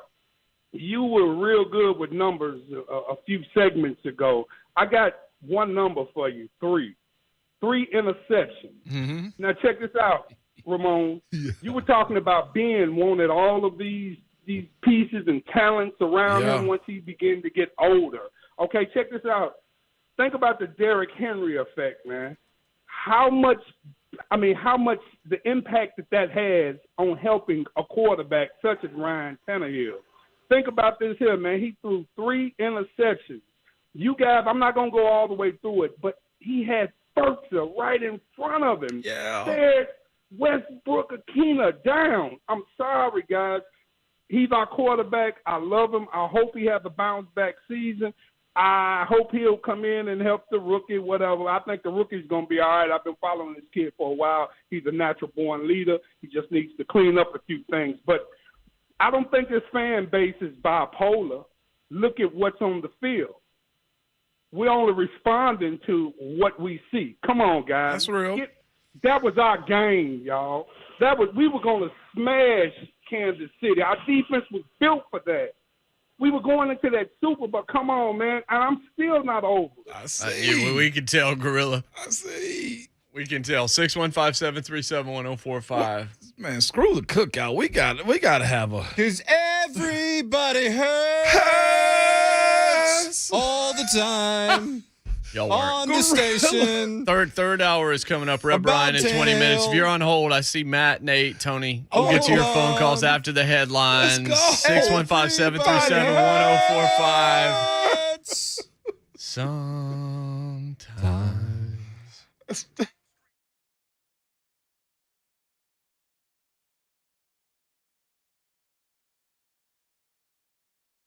Listen to me.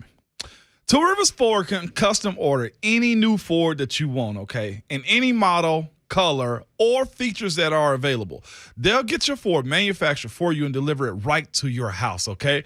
But what about the price, Ramon? Everything's so expensive these days with a custom order. No, listen to me. It's not expensive to custom order your purchase at all. In fact, Two Rivers Ford has the best prices around whether you buy off the lot or you place a custom order. That's because Two Rivers Ford still sells below MSRP on all non-specialty new Fords, like they've always done. I personally think it's pretty cool that Two Rivers Ford could have raised their prices during the pandemic and during the supply chain issues, but they chose not to because selling at a fair, honest price is the way they've been doing business for almost 40 years. And let's face it, a fair price and great service keeps customers coming back for decades. It's why they're here for the long haul. You can always count on Two Rivers Ford to be honest and upfront and to never gouge their customers, okay? When it comes to your trade-in, you'll always get the max trade-in guarantee at Two Rivers Ford. So custom order the exact Ford you want, get a great price, get the most for your trade-in, and feel good about shopping with a locally owned business that has an A+ rating from the Better Business Bureau. Two Rivers Ford, powered by Ford, driven by people.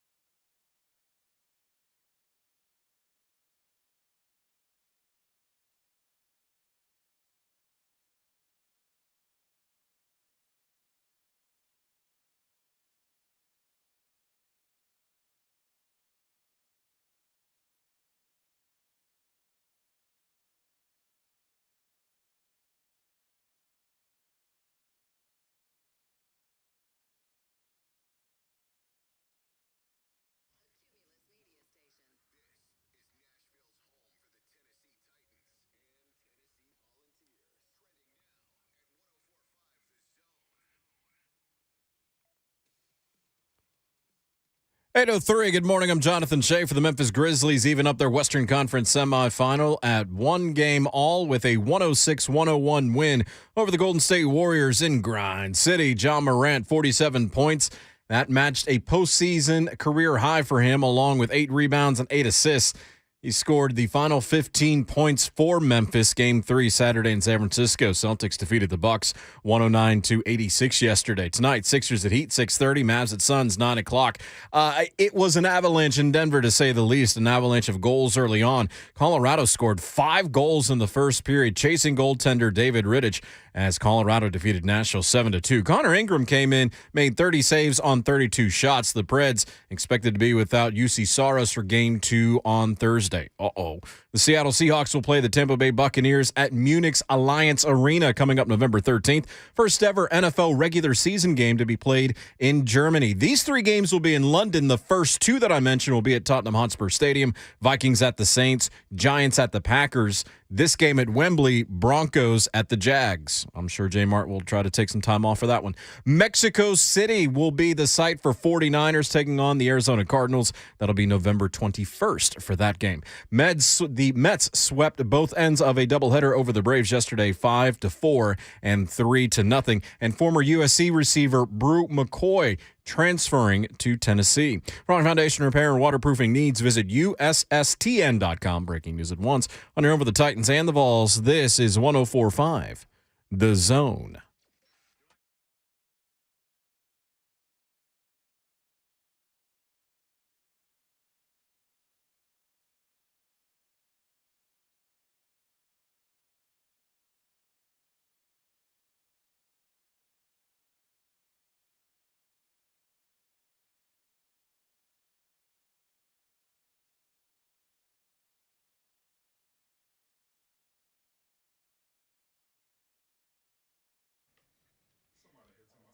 Who is him? Like, I ain't got no name.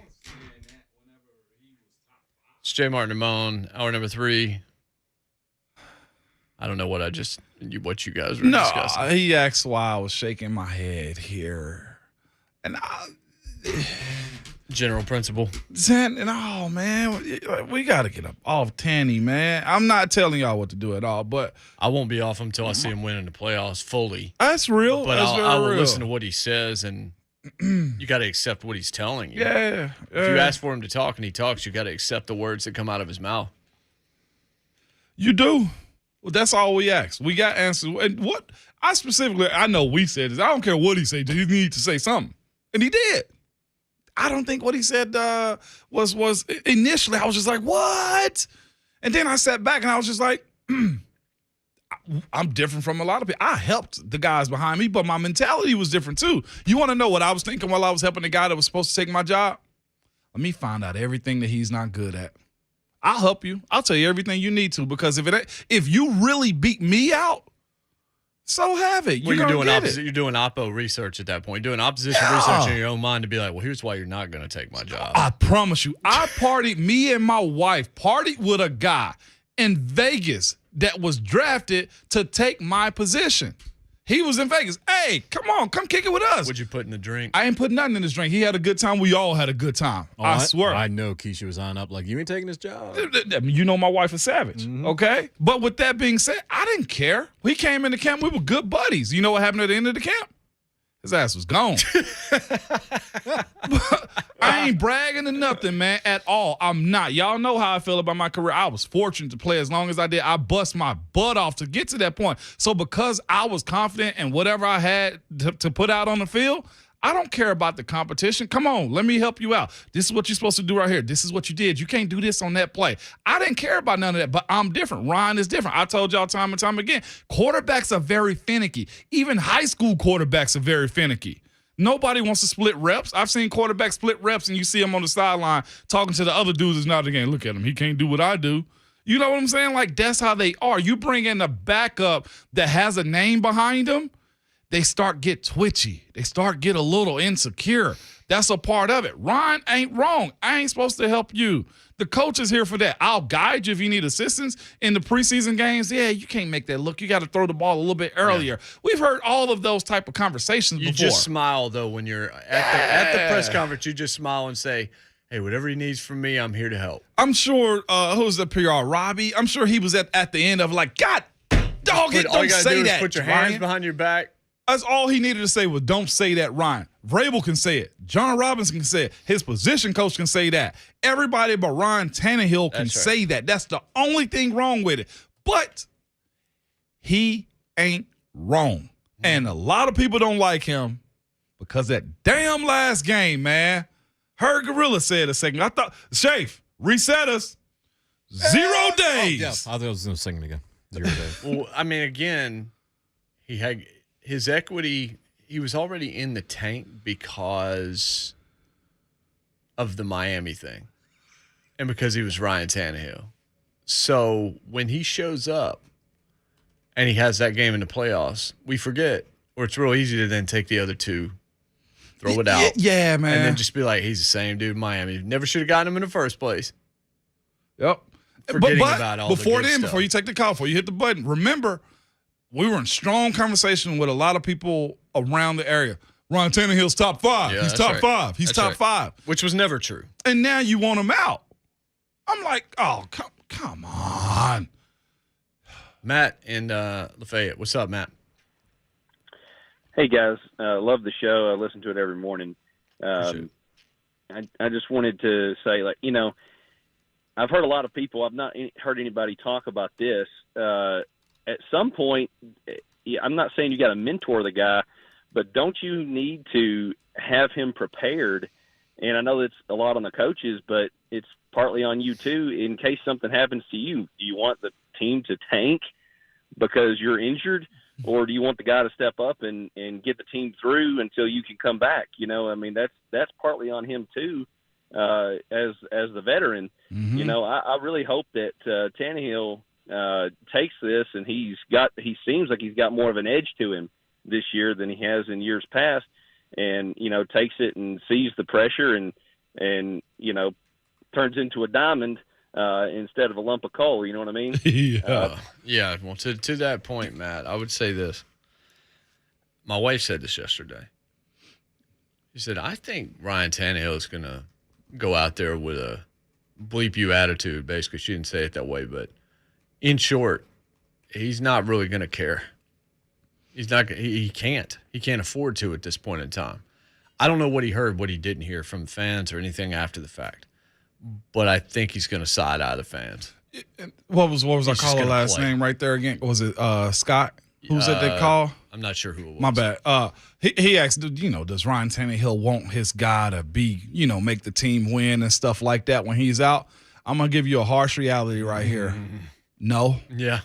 I'll be completely honest. The games that I was out, I wanted the team to win, but I wanted a guy in for me, have a player too to be like, yeah, we miss Moan. Well, dude, that's the same thing as here. That's when, just when real. you're off this show, Yeah. when I'm off this show, when Shafe's off, it's like you want the show to do well, and at the same time, you want people to want you back. You want people to miss The FOMO. your presence. Yeah. I'll say this. Why did Carson Wentz crash so much after the Super Bowl? Because the locker room wanted Foles, and because everybody kind of gravitated towards him. Well, I think it's because it wasn't him that won. Well, yeah, I he think got that a hurt. ring. That hurt. But it wasn't him that won. Yeah. Again, I want the team to do good. Even when I had days off in practice, if a guy gave up a sack in like 11 on 11, I'd snicker a little bit like, yeah, that's why you not me. And I'm sure Ryan Tannehill's going to help him enough to where I hope you get a couple scabs on you. I don't want you to get hurt. It's but sitting Willie Beeman. No, it ain't that. But the reality of it is, man, it's dog-eat-dog in football, and I think in all sports, but more so with football too, whereas I want you to be okay, but you can't be me. And I think that's fair of Ryan too. That's competition. We call it all the time. It's FOMO. That's just like anybody. I don't care if you're writing an article or you're the first to break the breaking news of the cycle. Like, okay, that was cool, but watch what I'm gonna do. Like, here's something funny. I was reading, and then we get to the break, and we got Nate, and we got Tony, and Rhett will be in. I was reading an article in the Wall Street Journal about social media, testimonials from people that gave it up, and one of the only things that they said was a negative about getting off social media was that you're not missed. Because people don't come up to you and say, man, why aren't you on Twitter anymore? Yo. Why aren't you on Facebook anymore? Because they've got all these other things they're going through. They're worried about what they're saying, the likes on all of their content and stuff. You just disappear. Like, you can take yourself out of that ecosystem, but the ecosystem is going to keep rolling and people aren't going to worry about it. It's like, all right, well, your stuff's not there, and half the people don't even know you're not there unless you tell them. And then that can become a FOMO thing for you because it's like, man, don't they miss me? And the answer truly is no. No, they don't. Everybody wants to be missed. Everybody wants to be missed. Everybody wants their funeral to be the one everybody's broken up at. They hate the thought of it, but they want that legacy intact, and they want people to talk about how life's going to be just not the same without them. And so I think that's part and parcel of all of this. Like I said, Rhett will come in. We'll talk about the draft, talk about AJ. Obviously, we haven't talked to him since all that happened on the air, and we're going to get Nate and Tony's calls in here on Tannehill because I'm sure Rhett will be able to comment on those as well. This is Jay Martin Ramon, 104.5 The Zone.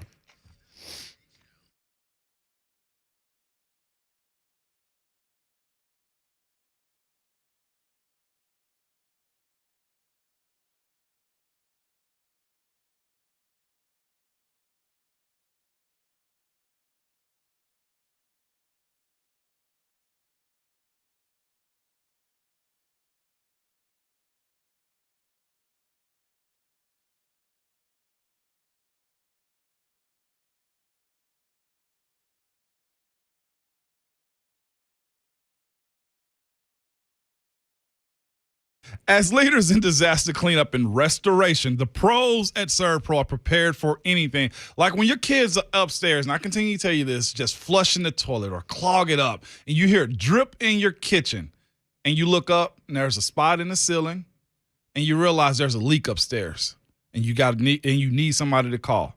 Let me tell you, I went through that, and I called ServPro, okay? Or you have an electrical shortage in your office that causes extensive smoke and water damage. ServPro is prepared for that. Or that musty odor is not your teenager.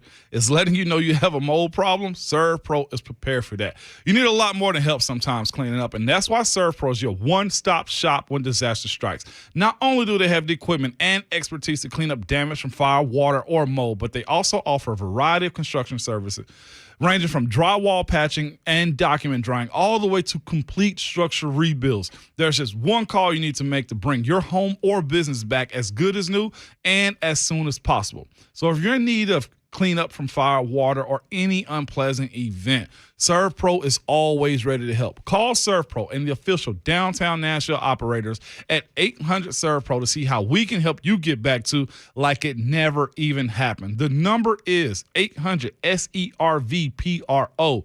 ServPro, cleaning, restoration, construction. Franchises are independently owned and operated.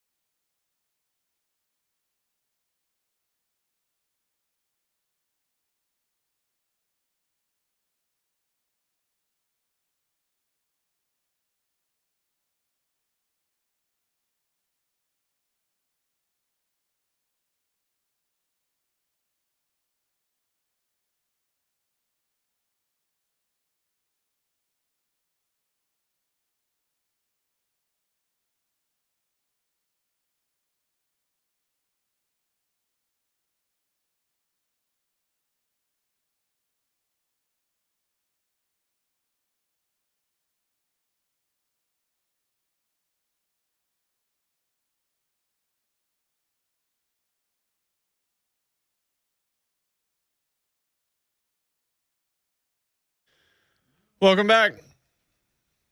Jay Martin Ramon, 104.5 The Zone. Nashville traffic, man. Get out of our city. I told you before. Come visit and get out. Rhett is caught in it right now. Be gone, wanna be. Might have just dropped you, Tony. Call us back. Something went wrong there when I tried to go to Tony's phone call. Nashville traffic. That's what happened. Got the phone lines, too. Got everything. Well, shut it down. Maybe Tannehill turned the phones off. He probably did. So how are y'all slandering him, man? Everyone be quiet. Pretty much. It's two things that are always constant every month, maybe weekly. Prunes keep you regular, and no, Jay, we ain't going down that road today. Zucchini is a green squash. And Ryan Tannehill catch some slander. I'm proud. That's ours. You know what, though? It's hour by hour. Right quick, as I have some inappropriate language here. Not inappropriate language, but speaking all bad. That is demerit. It's interesting, though, and I always say that, too. But when AJ said he had went to therapy and everything was, he had to get some voices out of his head and, he's dealing with depression and trying to process life, almost to a person, everybody backed him up. Loved it. We had a whole show about mental health and awareness and trying to do the right things. That's because y'all love AJ. Used to anyway. But as soon as QB1, Ryan Aloysius Tannehill, says the exact same thing. Golly, don't freeze up camera. Says the exact same thing. Nobody believes him. Well, I ain't going to say nobody believes him. It becomes questionable. Why is that? Why do we got to do the kid like that, man? I hope he comes out and blaze the world on fire this year. And I would just want to see how everything changes. And I'll say that, and nobody here believes that it's actually going to change. We're just dealing with a holdover at this point, it seems. The problem is it's not going to stop until January. Because the refrain is, and I already said this, I said this from moment one, I was just like, I don't care what he does until you get to the playoffs. I've seen what he can do in the regular season. However, if he comes out and he's 0-4, or if he's got more interceptions than touchdowns mid-October, that's not going to go well for him. But it's also a team sport, too. He's got to be backed up as far as the defense and all his weapons that he's going to use and have available to him. I'm hoping the kid, Traylon Burks, man, comes out, and we're speaking to Fernando Velasco in the next hour, and we'll get some, a deeper conversation about the kid that he grew to know at Arkansas. But I'm hoping that he is right-minded first and foremost. I'm hoping that he understands that his learning curve has to speed up a whole lot more. And for his sake, I do hope that Bobby Trees, man, is going to be available to him on the field when week one kicks off. Because I think it was Blaine that was I was listening to Blaine and Mickey yesterday, and I think it was him that said, a lot of the pressure that Traylon Burks is going to have is simply because he's going to be wide receiver one. Mm-hmm. There's no Batman if Bobby Trees isn't out there. And that could be a problem. That could have people saying this kid sucks and, we shouldn't have did this and we should have paid AJ and all those types of things. Every situation becomes on top of the table whenever it's a slow start to this season. But we've seen teams, i.e. Tampa Bay, and I know that's a different type of team, the way they was built and put together, but we've seen teams start slow and win Super Bowls. We've seen teams start fire hot and fizzle off. Seen number one seeds. Look, that's true. All that sounds great. But it's different when it's a quarterback. Everything's different when it's a quarterback. All you're saying sounds good, but it's not how it's going to go. That's yet to be seen. I'm a stand down when it comes to Ryan. I'm not saying y'all aren't supposed to turn up on him, but I'm going to choose to stand down a little bit when it comes to what we haven't seen in 2022. The guy seems motivated. The guy seems like he's ready to go. As Rhett Gordy B makes his way into the studio. I'm telling you, man, get people out of this city. We have enough of it. Did I take your headphones too, by the way? No, you didn't. Okay. Hey, yo. But technically, Rhett can hear everything except a phone call because voice is still, like his ears work. So he can be in the studio and still. No, he can still hear. I don't know if Rhett he can't hear Schaefer, but that's a plus. You, Aaron Rodgers. That's tomorrow at 8, not today. He heard that. I know exactly what he fired off that screen. That's tomorrow at 8. So what's Aaron Rodgers. Hey, Ron. You believe that Schefter report a little bit? By the way, since the camera's not on me, look at this. See? Oh, you pulling the Draymond? Oh, yeah. You see what he did last night too? No, I don't care. Oh, he gave a double Bud Adams to Memphis crowd. Hey, there you go. He did, and said, "You this is so." Oh my God, he basically just dropped them on the table too. He said this about him getting a fine. He said, "You're gonna boo someone who's elbowed in the eye and face is running with blood. You should get flipped off." Green said, "I'll take the fine." This is where he becomes real cocky and just.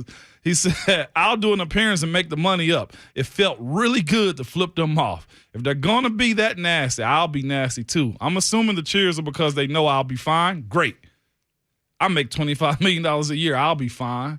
It's like, dang, Draymond. Yeah, here's the bottom line of that. Ja Morant dropped 48 on you, and you're even up now. You took so a have a seat, son. But that's probably how Ryan Tannehill felt. So you're talking about the Adam Schefter report, talking about the whole trade process? Well, he said that they dipped a toe in the water on Deshaun and on Aaron Rodgers was one of the things that he said yesterday, and then went back to Ryan when they realized those deals couldn't be made. I mean, those are the kinds of things that don't surprise me because everybody does it. Yeah, it's business. You're gonna do your due diligence on most anything. Now, whether that got anywhere past exploratory conversations, I'm sure we'll never know. But right. Yeah, it doesn't surprise me. Yeah, no, I guess it's business as usual when it comes down to it, Rhett. So, all in all, his presser yesterday, Rhett, how'd you take it with him finally talking to the media? Well, here's the thing. I'm glad he finally talked to the media. Okay. And as far as it's not my job or responsibility to mentor Malik Willis, you know what? Technically, it's not. Yeah. It's not his job. Yeah. I don't know that I would have said that aloud. I think I'd have probably chosen some different verbiage or not said anything about that whatsoever. Yes, sir.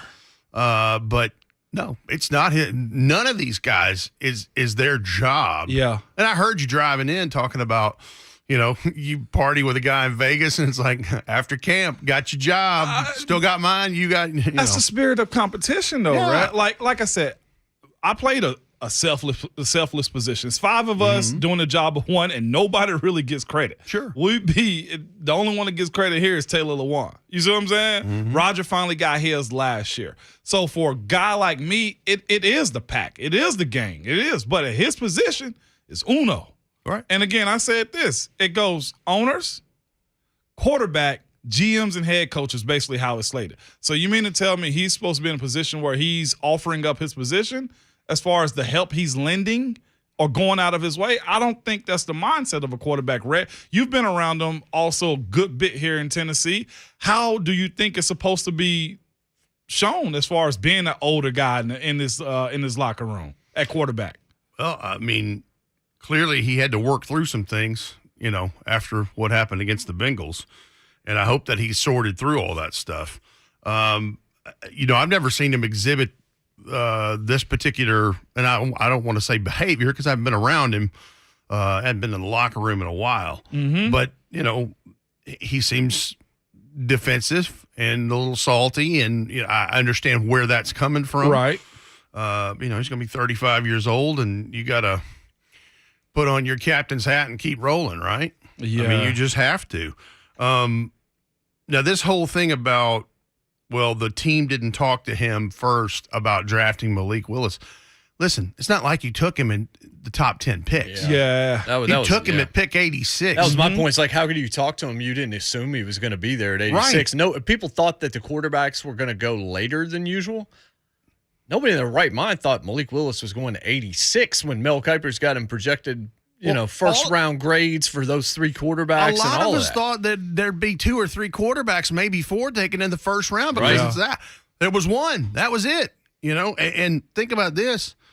When you look at it in hindsight, Desmond Ridder was taking like 40-some-odd picks before. Yeah. And it's one of those things where the more that draft got deeper that night into the 3rd round, right, his pod up there on Malik Willis. It was by far and away the number one dude on the board right at 86 because you're like, it didn't even close. Yeah.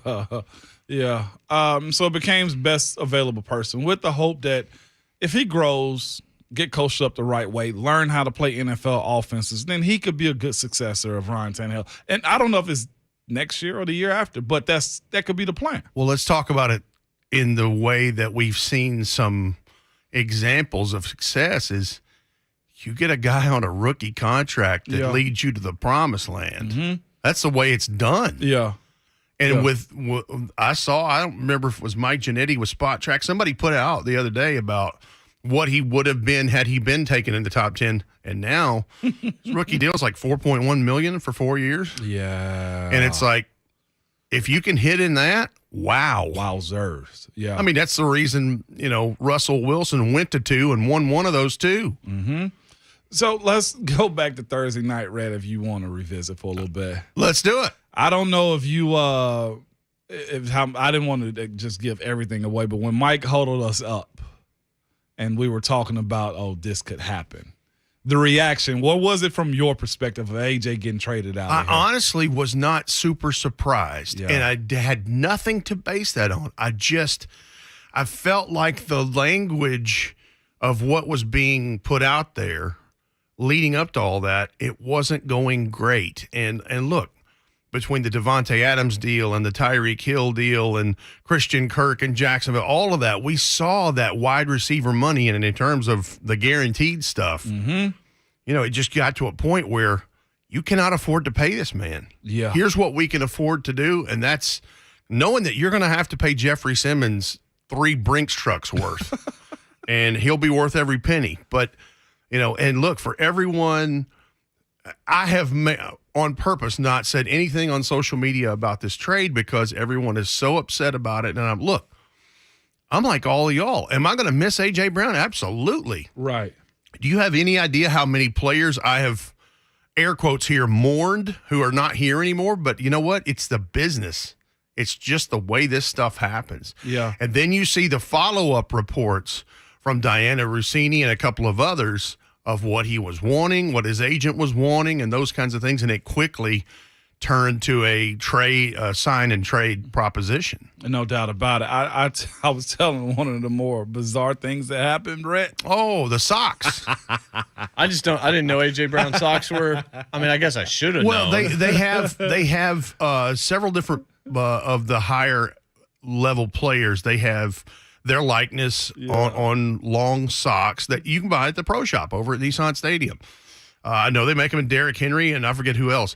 But, yeah, this gentleman is an older fella, and he's sitting at a table right directly in front of us, probably 20 yards away.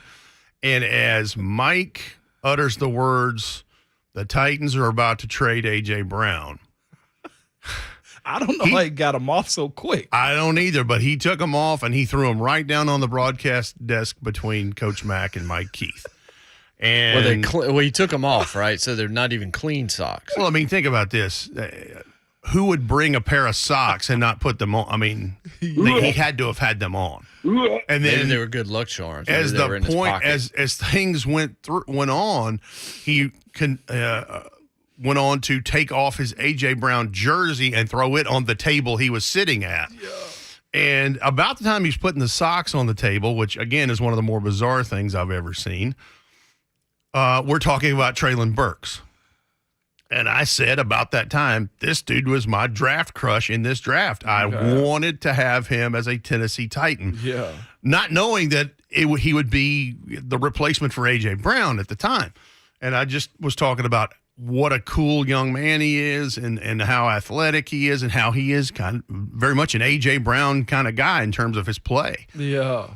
And as I'm saying this, that guy goes back to his table, and if looks could kill, Jason, I would not be here right now. He mean mugged me for the next hour until it was announced that John Robinson had traded out of the 26th pick. And immediately when that happened, he grabbed his things and got out the door. Yeah. He looked at me with laser eyes and I'm like, okay, so I'm the devil incarnate. I traded A.J. Brown away. Whatever you want to believe, fine. I should have offered to walk out with you that night, Rhett, and I didn't. You needed protection, dog. I ain't scared. I'm good. Yeah. But, yeah, strange. But it didn't surprise me that happened because it just the money got so. And then, again, you go back and read those reports post-draft. Yeah. There's no way. There's just no way. And, again, I'll miss A.J. Brown, but here's the one thing about it. You're in Philadelphia now. Mm-hmm. You better grow some extra thick skin. Yeah. Yeah. Because, they boo Santa Claus and Jesus up there. They do not care. If I'm not mistaken, didn't they used to have Schaefer would probably know this better maybe. Didn't they have a judge or somebody that was able to prosecute people on the game day? Stadium. They had a jail and a judge and the old vet, and they still have one at Lincoln Financial Field. They do? Absolutely. Yeah, because it's Philadelphia. They're a bunch of criminals. That was one of the games where, our team advisors would tell the players, "Hey, if your wives are thinking about going to Philadelphia, tell them don't." And certainly, if they do, don't wear any gear. Yeah. It's not great. It's not great at all, man. But overall, after he get his picks, trade AJ away, he was willing and dealing all day. I think we all come to the conclusion it was necessary for John Robinson to do this. More than just the money, it was necessary for him and Vrabel and just everybody in the front office to get more picks, Rhett. He had to have them. Okay. And they addressed a lot of things over the next 3 days. Yeah. But, and per the report you guys were reading earlier, it's clear they wanted to keep him and even told Howie Roseman, listen, we're not doing this.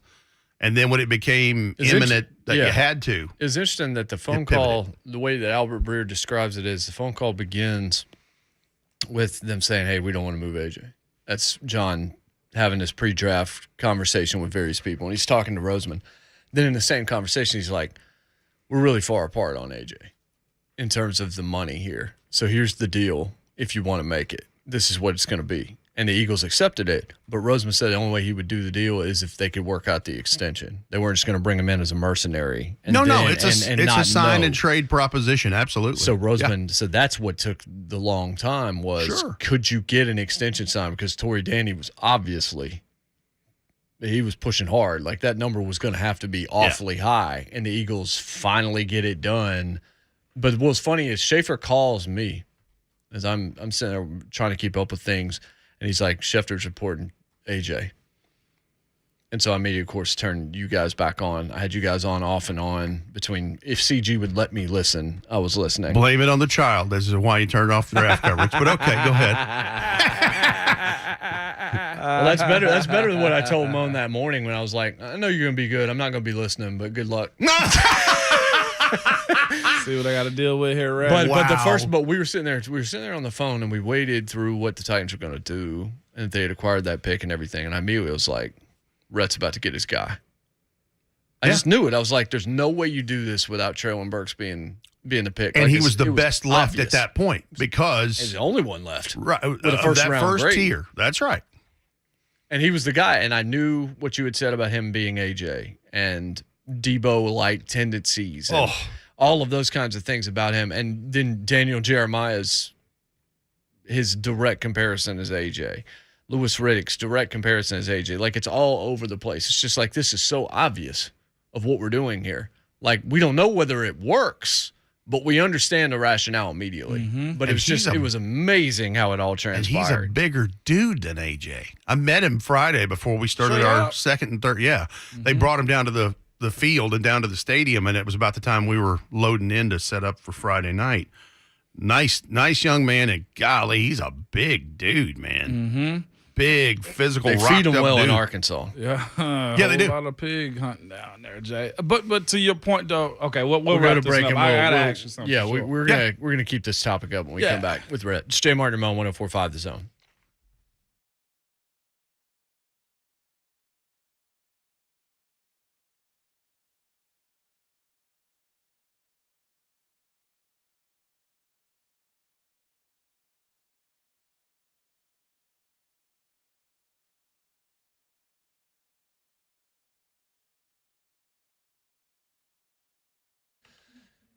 Hey, 2022, all of a sudden it's May. It's actually, Star Wars Day, which means there's only about 7 months left in the year. Are you trying to get into that dream home, or are you going to let it flow right on into 2023 and still be having the same conversations with the same people at the same dinner table?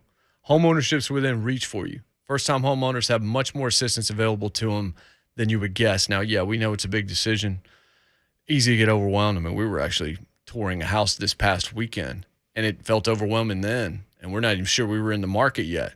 But you're not alone. Everybody's in the same boat. Talking with a mortgage expert is how you get ahead of the game. It's how you get on the right track and understand that process and make the plan that utilizes your best options.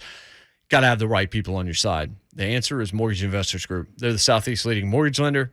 They want you to get the right home loan. You can easily get the wrong one, the right one, the one that fits everything that you need. The MIG team of experts cares.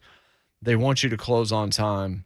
They want you to feel part of the process, and they want your dreams to be realized in the end, because their goal is to help you achieve yours. If that's a better rate, if it's not ready for a move yet, but if you are, new home or a big addition to your current home, whatever it is, they're ready to make it a reality. Let MIG work for you. The website's migonline.com. That's migonline.com, or text MIG to 31399. That's MIG to 31399 to get pre-qualified. Mortgage Investors Group, the right home loan, equal housing lender, license number 109111.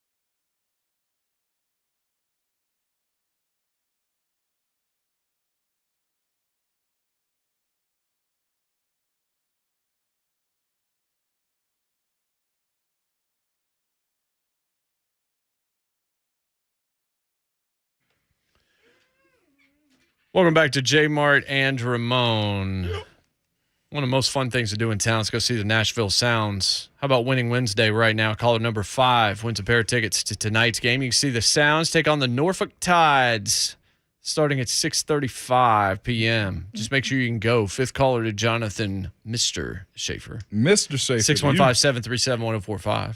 737-1045. 5th caller, go see the Sounds tonight. Have some fun. Always a good experience to go see them live. At First Horizon Park. Yeah. Jay, you was bringing up something to Rhett before we went on break, man, and you was like, AJ got to perform, and you brought up his comparison that also went to Philly too, man, about Did you hear me make that point, Rhett? The comparison I gave for A.J. Brown earlier this week? No, I did not. You go ahead, Mon. No, you said it was more or less like he's Alshon Jeffries. I did hear that. Yes. Yeah, and just on how you got to be tough skinned going to Philly, because you brought that up too. And Jay made that point about, Alshon's career is a little similar, same agent, went from one team to another, and it's Philly, and, just everything else, and how you got to be the guy when you go there. And Alshon kind of ran into a little bit of that, to Jay's point, and we kind of brought everything together, and I searched his deal and stuff like that and realized Tory Dandy's the puppet master behind the entire show, and that's not a bad thing either, as far as Tory Dandy's concerned. No, man, get your bag. He got it. So, but now he's got to go out and do it. Because this is reset time. Yeah, man. I don't pretend to know everything about Philadelphia, but the times I've been there, you better strap up and go on, man. You better get her done. Just say you wear a jacket over your tight stuff. You're not prideful. Yeah, you don't wear opposing jerseys. No, those stories have been there for a long time. That's not the city of brotherly love has got to be something super facetious, right? Because I don't see any brotherly love there. You start walking down the street and see a bunch of camera phones come up, you might be in trouble. Well, yeah, I think it's brotherly love until sports are involved. Yeah, well, I visit. It's a really cool city you can go visit and hang out in for a few days. There's so much history. Yeah, it's awesome. And the people were great. They're taking photos of me and Abby up there. September, the month we got married and everything. Yeah, but. We're going to Eagles game. I'm keeping my phone in my pocket. I'm wearing neutral colors. Like it's Crips and Bloods up there, man. Yeah, it's something else. But if you ain't with us, you're going to be in a ditch on the side of the road.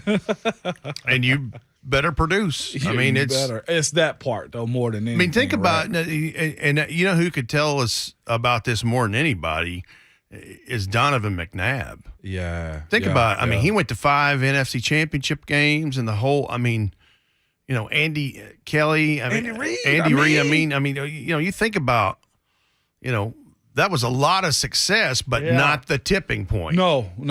They went to one Super Bowl out of those 5 NFC championship games. But I'm sure Donovan McNabb went through a lot. Yeah, we had Eitan Shander on earlier.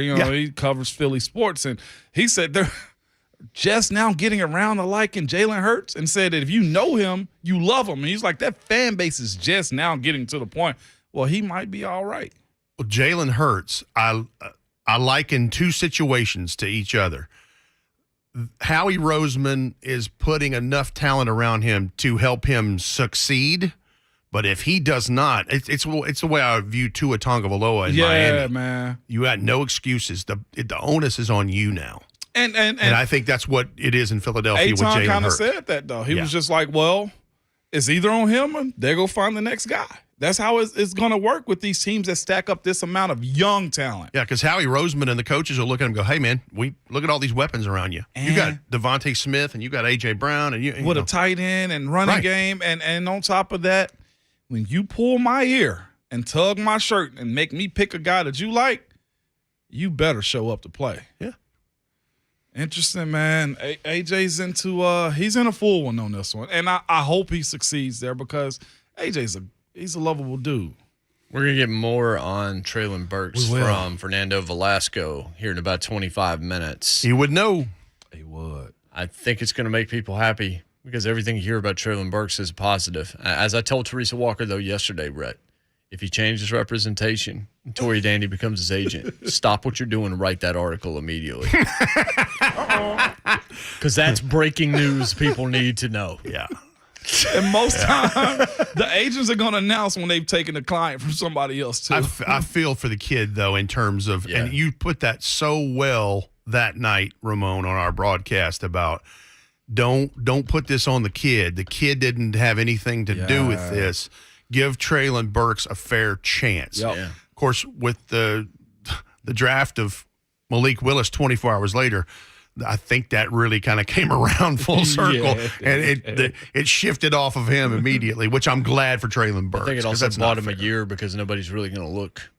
They're going to give it time because they're looking at the next iteration of the Titans. Well, absolutely. And listen, set you up. Traylon Burks comes out there and has a big game early on in the season. All that goes quiet anyway. 110 and a touchdown. But just remember, and we said it. Look, the name on the back of his jersey is going to be. It's going to start with a B, but it's going to be Burks. It's not going to be Brown, and you've got to let him be the first Traylon Burks, not the second AJ Brown. And he'll let you know that. Yeah, he doesn't like the comparison trap. And his yards after catch and all that stuff, man. He's a monster. He's a big physical combat catcher receiver. That again, I don't care if he ran a 4.55 at the combine. He was running away from SEC defenders every time he lined up against them. Mm-hmm. Fourth hour, J. Martin Ramon. Velasco will join us in about 25 minutes. J. Martin Ramon, and we'll get Tony. Tony's been hanging on nicely. We'll get Tony's call after the headlines here on The Zone. Yes, sir, Mr. Schaefer.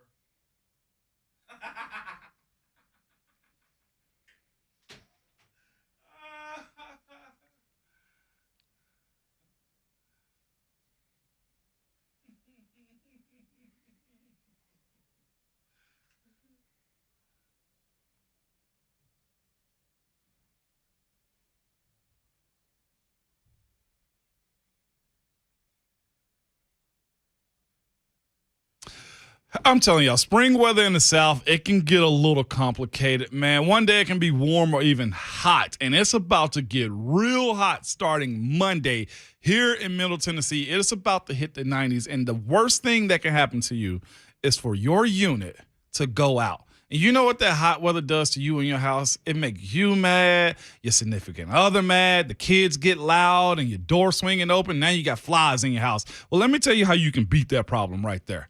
You can go talk to the heating and cooling company that I know. It's Spring Hill Heating and Cooling. They can take care of all of your HVAC needs. They have over 20 years of experience serving all of Middle Tennessee. Spring Hill Heating and Cooling, listen to me, is a family-owned and operated company that prides itself for outstanding customer service, which is very hard to find these days. Spring Hill Heating and Cooling also offers cost-effective solutions like not charging you for a service call for a repair, and they'll give you free estimates for replacement systems. They also back their work with 10 years parts and labor warranties and up to 72 months of no interest on new installs. So be ready for the spring or the hot summers or anything that may come your way by getting the best indoor air quality thanks to Spring Hill Heating and Cooling. They got 2 locations to serve you. They're in Columbia and Lyles, and they're available anytime at springhillac.com. Go talk to the people I know and trust. Spring Hill Heating and Cooling. Spring.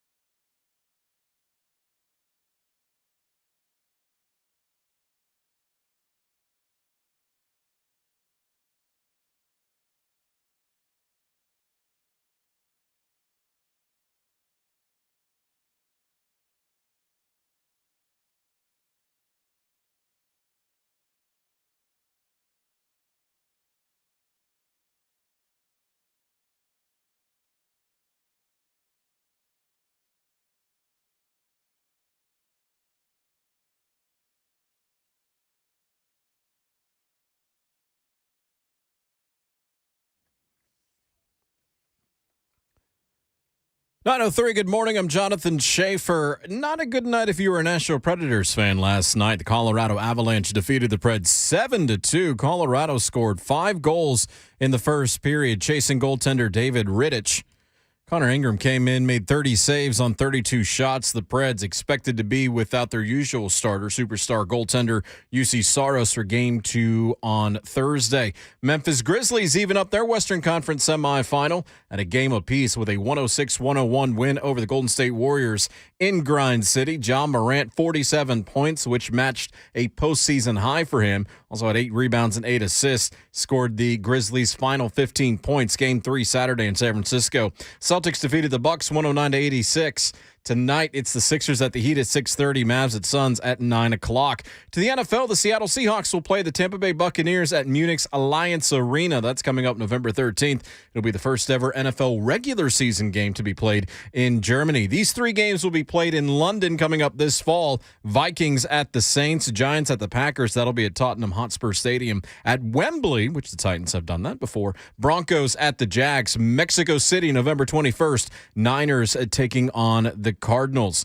Mets swept both ends of a doubleheader yesterday over the Braves, 5-4 and 3-0. Former USC receiver Brew McCoy transferring to Josh Heupel and the Tennessee Volunteers. For all your foundation repair and waterproofing needs, visit USSTN.com. Breaking news at once on your home for the Titans and the Vols. This is 104.5 The Zone.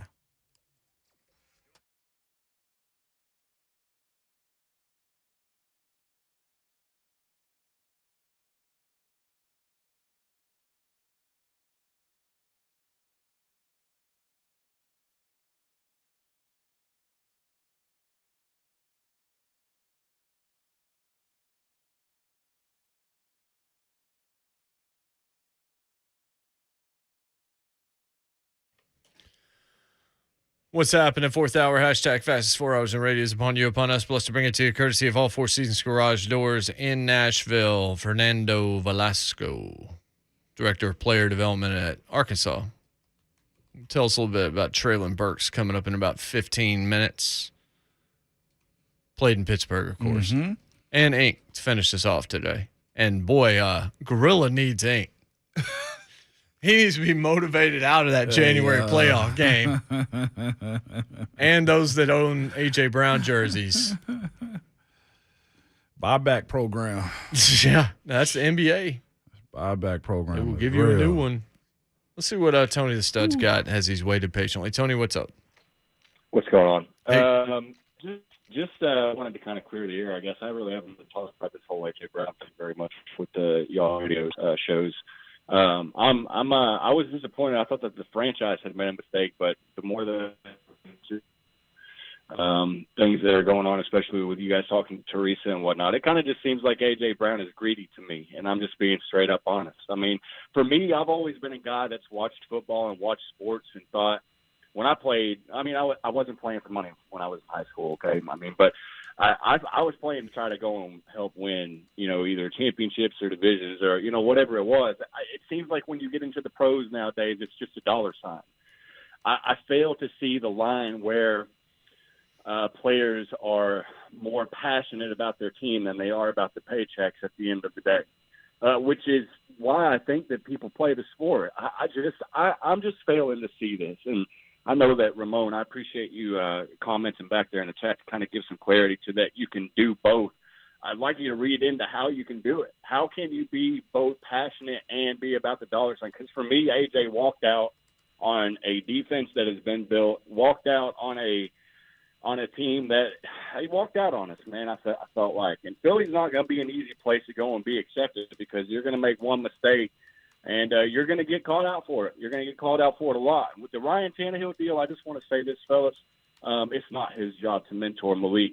But in my personal opinion, that shouldn't even be the topic of conversation right now for Ryan. The topic of conversation for him is I need to get better because he will take my spot. Ryan has so many things to worry about right now other than other people in his position. He's not even really – the greatest mentor right now, I don't think Malik could even take that much from Ryan in terms of elite quarterbacks. Right now, RT17's not elite anymore. He needs to step his game up this year.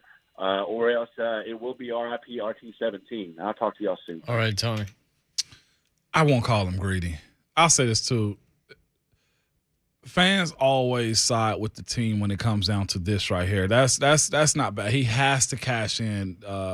He has to cash in, Tony, just in general, man. And this is the other part too. Like, this is why I always push back a little bit when it comes to this type of stuff, because the risk of playing football is tough enough. It's hard. You know, I see people joke about CTE all the time, the injuries, big dumb football player, all these things, dumb athlete, dumb jock, all these types of things. But then when a guy make a smart decision, like going to get paid or making a decision to make money like this, it justifies the job. It justifies the risk. Why do people who build skyscrapers get paid, or they got to have insurance behind their job? Because the risk is so high. Like, there is a part of it that's involved in it too, and the other side of it is it's entertainment.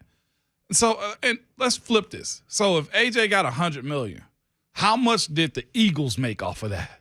Like, his $100 million ain't even a 1% of what they're gonna make on the year. So, I feel you, and I'll say this too. You can also have both. You can love your team and go get the money. AJ said he'd love it. He's going to miss it. Ryan Tannehill gave that same sentiment when talking about AJ. He hit him with the, I love that guy. And we saw Vrabel's reaction. We saw Tannehill's reaction. We heard AJ's reaction. You're getting both. It's just that, remind yourself of this. It is a game within the business. This is a part of the business, man. Yeah. I mean, look, Shafe, here's an example that's a little closer to home for us. We can't speak to the athlete side of things. But when Scott Hall and Kevin Nash left WWF at the time for the WCW, they weren't necessarily going to a place they wanted to be more. They just wanted more money. They still loved Vince. They loved the way that he utilized them, the power that they had within the organization, but they took the bag. They took the big check. Everybody's greedy because we all want more than we have. I think that term sounds like it's a slight, but really it's just business. It's just part of it. Like, right. That's what happens. I've said this before when it comes to being a fan. It's our entertainment, but it's their business. So it's easy if you're being the consumer and you're consuming the entertainment to look at it a very different way. Because it's not your livelihood, it's your hobby. You're looking at it as a hobby, being entertained by this team, by this sport, by professional sports. The people that are out there on the field, this is their life. And let's say you have a player that goes out there, you know what? It's a different situation because he got hurt on the field. Ryan Shazier, go out there. Ryan Shazier hadn't got to the big money deal yet with the Pittsburgh Steelers. Ended up being paralyzed. Now he can walk now and what have you. But he was done being an NFL player. Didn't get to that big deal. Well, that's it. At least he made it to the NFL. What about a Lattimore at South Carolina? Or that's why I don't ever side-eye a Christian McCaffrey for sitting out of a bowl game or Jamar Chase for sitting out for a season. They haven't made any money yet. Right. And at least with NIL, at least now you have a chance to make a little bit in case you have a catastrophic injury like that occur. The term greedy there, I'm not going to lie, kind of offended me a little bit. Yeah, that's pushing it to me. And Tony Gonzalez, I think I mentioned this on air. If not, we've talked about it. Yeah. A couple of years ago, he did an interview. Tony Gonzalez said fans are not going to want to hear this. He goes, but about 3% of pro athletes actually care about winning.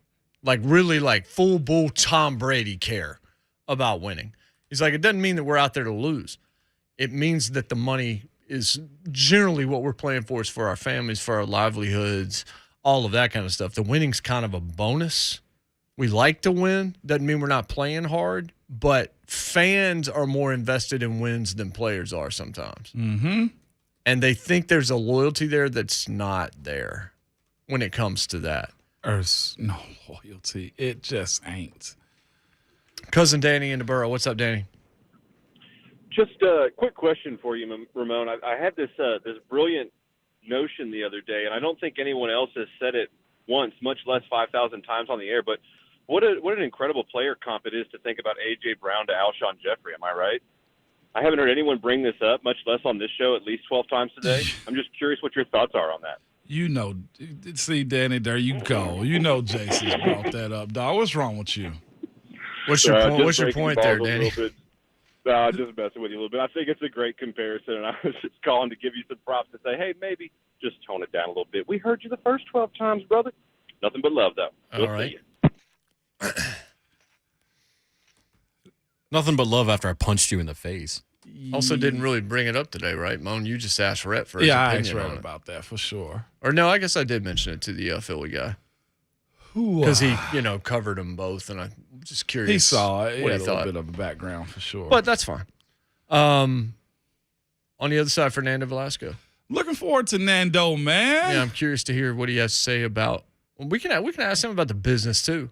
Yeah, because he's Nando experienced knows. the business side of things, and Which is Traylon what he's Burks. teaching these young guys in college now. Hopefully, he's telling Traylon Burks, stay away from Tory Dandy. That's Slytherin house. Let's get a bag house. That's Malfoy No, house. you're probably saying get to Tory as fast as you can. That's what you're saying. Shh, don't tell him.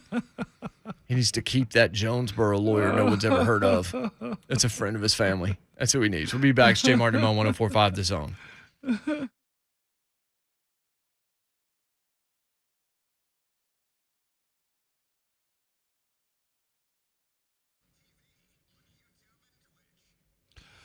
Jay, it is that time of the year, man, where graduations are picking up. I've seen limos. I've seen people taking pictures in front of schools. I've seen a whole lot of things, but there's no school for what we're talking about right now because it's Window Nation's graduation sale. So if you got old windows that are failing or just not making the grade, here's your homework assignment. Call Window Nation and get to the head of the class because I'm telling you why. Window Nation is one of the best to do it, not just here, but in the country. They've installed over 1 million windows in over 150,000 homes, and this is the best part about it, with 96% needing no follow-up service. So they do it right the first time, and if not, they'll come back and fix it for you. But you don't have to usually worry about that, Jason. Yeah, so 2 days ago, I killed a wasp against a window. First off, probably got there because the window needs to be replaced. But I have 3 windows in the house that I know need to be replaced. The one's upstairs, there's one downstairs, and now this one.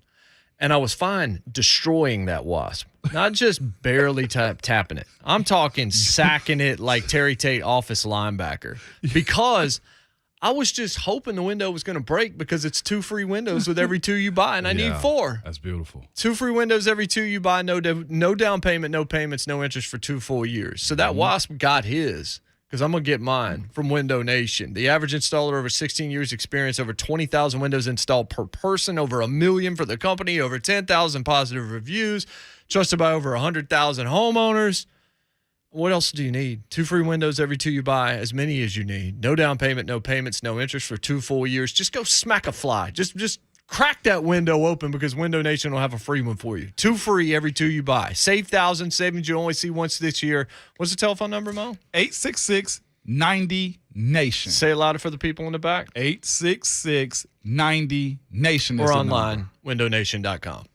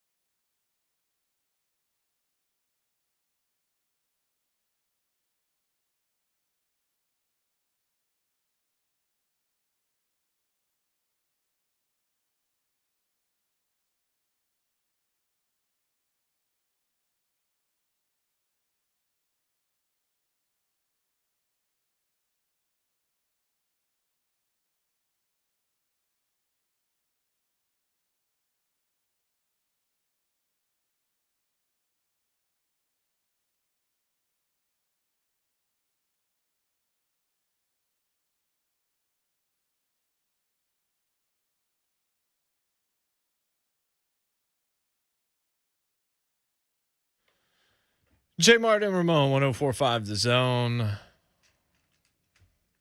Georgia had a lot of people drafted. 15, a record. Never heard of Georgia. I bet this guy has. He was also drafted. Well, he was signed by the Tennessee Titans as a UDFA in 08. You know a lot about being a UDFA and how that works out. Then played for the Steelers, the Panthers, and the Bills. Unfortunately, played at Georgia. Coached a little bit at Georgia, too. Luckily, now he's in a better place, right? Is that right or wrong? That's yet to be seen because Arkansas was in the place that Tennessee was. I don't know, man. You know how I am with my friends, man. I don't know. Well, let's welcome him in. Marks Man Real Estate Hotline brings us Fernando Velasco. Fernando, good morning. Good morning, man. How you doing? Thanks for having me. And I'm sure Ramon has definitely heard of the Georgia Bulldogs. Nando, don't get on this station showing out, man. I know how you like to play. We were good, texting each other. We're really good friends, man. And here you go with these hogs and these dogs, man. What am I gonna do with you? Hey, man, we're gonna hang out and have a good time this morning, man. But hey, how's everything going in Nashville? We're good, man. You know what? We brought you on a little bit, Nando, to talk about the first-round draft pick here in Tennessee, man. Traylon Burks. You one-on-one personal with him, man. You're director of player development down in Arkansas, man. And what type of kid did you guys inherit when you got to Arkansas to what he's turned into now? Definitely one of my favorites. It's hard to pick favorites. I know you're not supposed to pick favorites in this business, but he's a guy that I love. I love him on and off the field. Off the field, he carries himself the right way. He handles his business. It's never an issue with us. So he's gonna come into the organization, do things the right way, and you don't have to worry about him doing anything to mess up or tarnish the logo of the Titans. So you're getting an unbelievable guy. Just a down-home country guy. I'm obviously his fishing and hunting passion has been well documented. But on the field, you're getting a baller. You're getting a baller that's going to come out there and put pressure on some defense and make a lot of plays. With that being said, Nando, I've heard everybody speak about how he's a great guy and you want him in your locker room and he's the guy that, you let date your daughter, all those types of things. I got to ask you, since you had the one-on-one with him for the most part, man, how is his attitude as far as being on the field? Like, I love great guys, but you need a good bit of savageness on your team, too. That's something that he's bringing to the Titans? Absolutely. And I'm gonna tell you when I really, I was already in love with the character and with the person, but what really took it over the top for me, last year, 2 years ago in 2020, we was playing Missouri Tigers in Missouri, and he got a little injury during the pregame. I don't know, why the coach had to warm it up so hard, Ramon, but you know how they go. As coaches. But he had a little quiet screen in pregame, and really was unsure if he was going to play. The trainers kind of looking at him, they didn't really know, and he said, "No, hey, take me up, put a bandage or wrappage around it, and, I'm going to go. And he went out there, Ramon, and he put up over 200 yards receiving. Wow. So that just let me know what kind of toughness he had. The media didn't know that. The opposing defense didn't know that, but he knew that. And everybody on his team knew that he was playing with an injury, and he didn't want to come out of the game. He wanted to keep going. And so, when you got somebody with that type of grit, that type of toughness, he's going to be great for organization.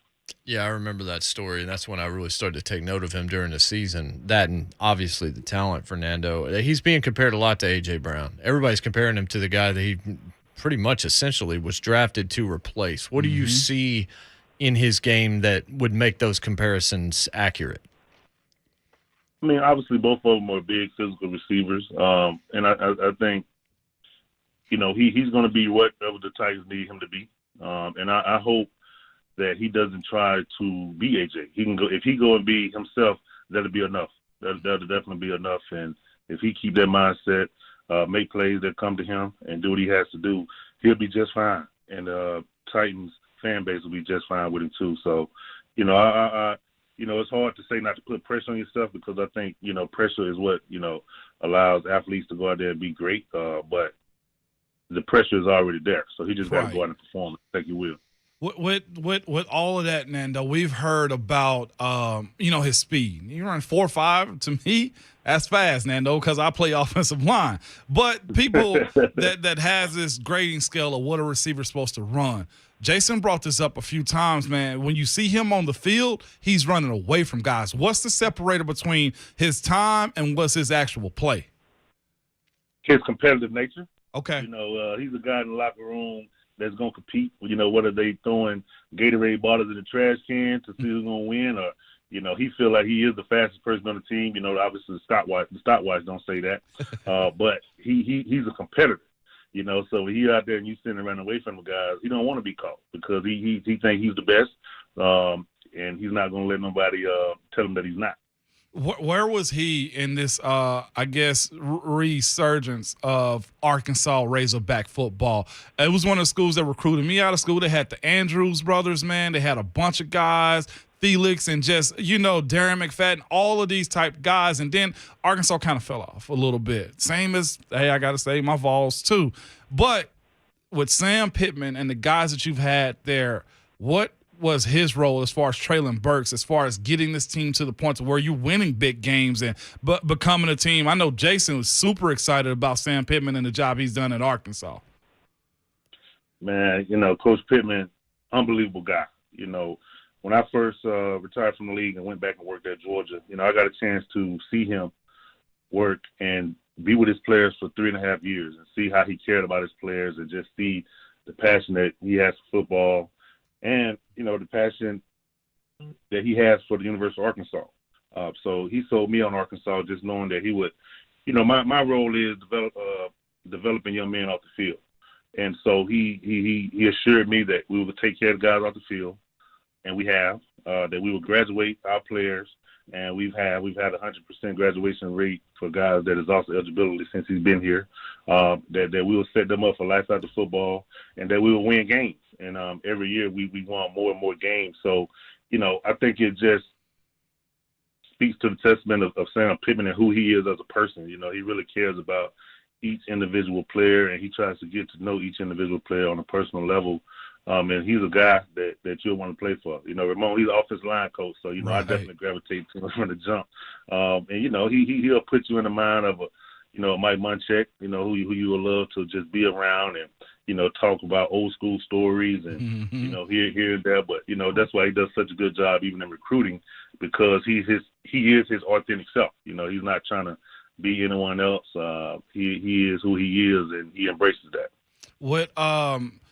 So with Traylon Burks inside the locker room, he a quiet leader, a watch me work type of leader, or he's one of those vocal guys, Nando? I saw him come out of the shell a little bit this year. At first he was a quiet guy, just kind of watched me work, go about his business. But this past year I was able to see him hold his other receivers accountable.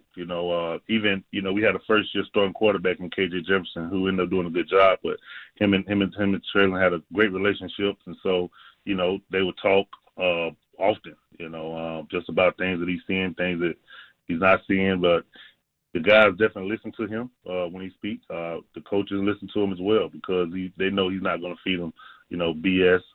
So he's able to relay what he's seeing on the field.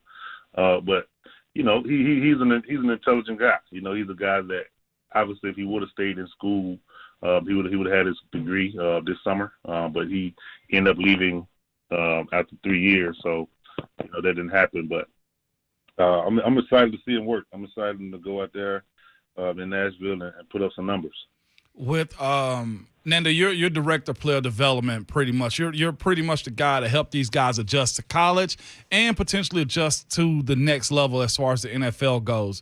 In your experience being a former NFL player, Tennessee Titan also, what's been the biggest adjustment for you managing these guys, these kids in college as far as NILs, exposure, making money off of themselves? What's been the biggest transition for you and those kids? I think honestly, when I first got in, my biggest shock, for me coming into college, I was first the male in my family to graduate college. And, honestly, my goal was to get my degree, be a high school coach, and, live life. Right.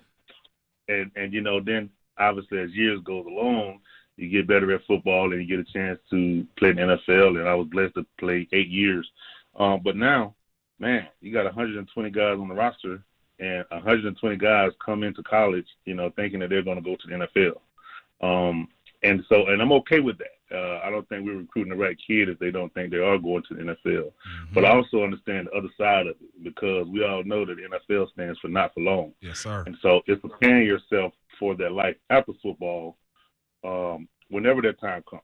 So my job is to help them get their first job and be ready for their first job and have the resources and the tools acquired to that. So whether that first job is after you retire from the league after 10 years or after you play your last down in Razorback Stadium, to be equipped and ready for that first job, or start your own business or whatever it is that you want to do. So it's preparing them for that. And so with that mindset, a lot comes with it. So you have to put respect on the NFL. It's not just because I played at a Power 5 SEC school that I'm automatically gonna go to the NFL. No, buddy, you got to work. You got to work. And I think that's another thing that Coach Pittman and Coach Jamil Walker, our strength coach, have really instilled into the program is the work mentality. Now, by stars or recruiting rankings, we may not have the highest ranking team in the country, but I'll be hard pressed to believe that it's a harder working team than the Arkansas Razorback.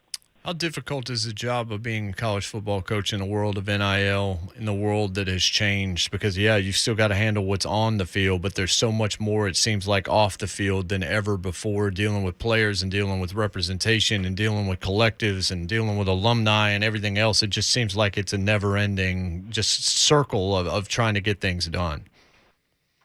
Yeah, it's a whole another job within a job. But I try to tell guys to focus on keeping the main thing, and that's playing good football. And if you play good football, everything will take care of itself. But the other side part that I take away, with the NIL, especially, is the financial literacy piece. Yeah. And from a guy that has made a few dollars. I didn't make quite as much as Ramon, but I did okay. There we go. Yeah, well done. Well done. But understanding that now, because you get NIL, you get, some guys get Pell Grant, you get cost of attendance. So understanding how to budget that money now, so that even though it is maybe a couple $1,000s, that's still a lot of money. Right. So how are you going to budget a few $100,000 or a few $1 million, depending on what position you are? So understanding the taxes that come along with that. Understanding stocks, bonds, real estate, whatever it is that you want to do. So I'm actually, every year we've been doing some type of financial literacy education, but we're going to take it a step deeper this summer and really go into like some weekly financial education classes that we're going to do with our guys. And I think it's going to be real impactful because, I don't want any of our guys or any guys across the country to be, on the next 30 broke, part two. So, because it's a lot that comes along with it. And I tell guys, once because everyone thinks they're going to the NFL, and it's almost NFL or bust, and I think that's when, now you're talking into the mental illness and that aspect. I tell guys in my neighborhood, I have 200 homes in there, and I'm the only one that played in the NFL, and it's a nice neighborhood, but which lets me know there's 199 other ways out there to go get it. Right. So choose your lane, choose your path to create the type of life that you want for yourself, to take care of you and your family. I heard a little drive-by right there where you said it's a nice neighborhood. Not going to let that slide, Nando. I know exactly. Hey, don't forget, you send me pictures all the time, so hey, we don't want to go there now. We're better than this, Nando. Back to the interview real quick. So Traylon Burks and this hog hunting, I know it made some people cringe a little bit, but that's what you do down there. Have you gone on any of those trips with him, man? Like, is he really grabbing the pig by the legs and bringing dinner home? Hogs are easy, Mom. We're getting into dangerous territory with the way you described that. I do. No, actually, that was a deal. He was supposed to have been taking me, so I'm gonna still hold him up to that because I actually haven't been, but it's on my bucket list. And a lot of people here in Arkansas do it. So he loves it, and he loves it. And I mean, that's his getaway. You know, that's what makes him comfortable. That's what makes him comfortable, and I'm okay with that. You know, hey, smoking cigars and me having a nice little cup beside me makes me comfortable. So I'm gonna do that no matter what city I'm in. And so, you know, even when he got drafted, I texted with my guy Ben Jones, and I know he said he was gonna take care of him and make sure he gets set up on the fishing and hunting spot. So he would do that. You know, that's, you know, and he'll do it in a way where he will still take care of his football business. He's not gonna get sidetracked from it. He knows what's first. He knows, you know, what's the main thing. So, but he will, in his leisure time, he will partake. 100% sure about that. Speaking of Ben Jones, what is this guy made of, Nando? Because he falls down every single play, and it looked like he's about to retire on the field, and he continues to get up, man. That guy has to be made of steel. Hey, man, he walks around barefooted, man. What do you expect, man? Yeah. I'm like, Ben, come on, man. He walks around barefooted, man. But great dude, man. Ultimate competitor. I never got a chance to play with him. He was coming in when I was leaving, you know, but you hear all the stories, or you get a chance. I got a chance to meet him when I would come back on campus. And you know, the first trait everyone always talk about him is just tough. It's just tough. You know, that's what he is, you know. And so, and I'm not sure the number of years he's been playing now, but he should be in double digits now. Yeah, sure, he right? is. He is. And one more point, since you talking about your Georgia guys, man. You asked me to take care of a guy, Nando, same way you asked Ben Jones. Let me just ask you this. The guy that this team drafted in 2020, was he the guy that you saw at Georgia while fulfilling your duties there? You know, life happens, man. Life happens. I wouldn't expect the things to turn out for Isaiah the way they did, you know, and hopefully I haven't spoken to him in a while, you know, hopefully he got everything back on track now, but it's unfortunate. It's unfortunate that he wasn't able to, at least up to this point, you know, fulfill his potential and have the type of career that I thought he would have, because obviously he's an unbelievable physical specimen, you know, with a lot of ability, and you know, so hopefully he got himself connected with the right people to get on track. Yeah, I mean, was it just a case of, because again, the talent and the size and everything were so undeniable?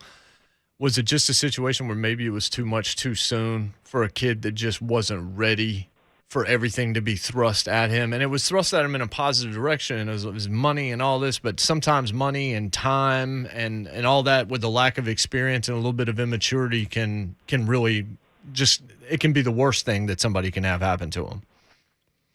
Yeah, you know, it's unfortunate because he came out of college as a redshirt sophomore.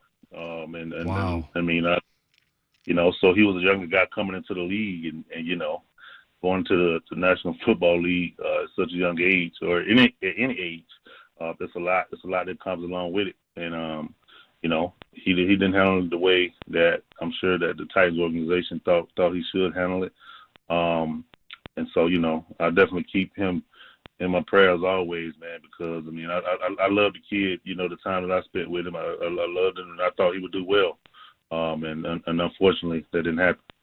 It happens, man. It happens. Well, we're going to take care of Traylon here, man, and everybody's looking forward to what he can do, Nando, and we appreciate your time, man. I would say go Razorbacks, but that's not in my forte, That's man. a lie, man. I can't do it, so Nando. Just say Woo Pig Suey. So just say, can you say that? Can you just say Woo Pig Suey? Nando, I cannot and will not, and the only time we will do that is when we're hunting, okay? Hey, man, I love it, man. Appreciate y'all guys for having me on. No doubt. That's Fernando Velasco from the state that is known as Louisiana's bidet. Who said that? Was it Brian Staples? Rice. Brian Rice said That was Brian Rice. Staples could have said it. Definitely something would have been in his wheelhouse. Yes, that would have been a Staples-like quote. Yeah, it would have, 100%. Gorilla, I hope you're listening. Ink. Yeah. You need to hear from Ink. Message, man. Midweek motivation coming up. He still is not over the playoff loss.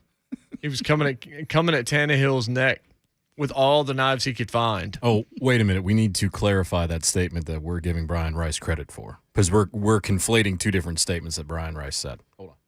Tom Segura said when the people of Louisiana flush their toilets, it ends up in Arkansas. I don't know how the water flows up, but I bet it does. Does that make Arkansas Louisiana's upper decker? Even better. Oh, that's cold. He said something about bidet too, though. Didn't he? Give me a minute. Hold on. Of course they've had I knew he had said so. All right, so I did. I conflated both together. That's a 17 demerit for me. Yes, I knew Shave had it. Oh, my gosh. He asked me if Georgia was Florida's upper decker. I said no, but is it possible that Florida is Georgia's bidet? Oh. Hashtag Nealon Troughs. Hashtag thoughts and prayers. I don't even care if we have anything to talk to Rice about. We need to get Spicy Rice on the show for nothing. just a.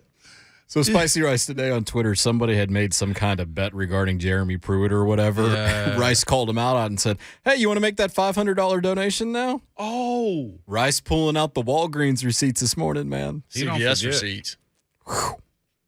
Trees shattered thanks to CVS. We'll come back. Yankee Johnson will save us. It's Jay Martin Mel 104.5 The Zone. Bobby Tree.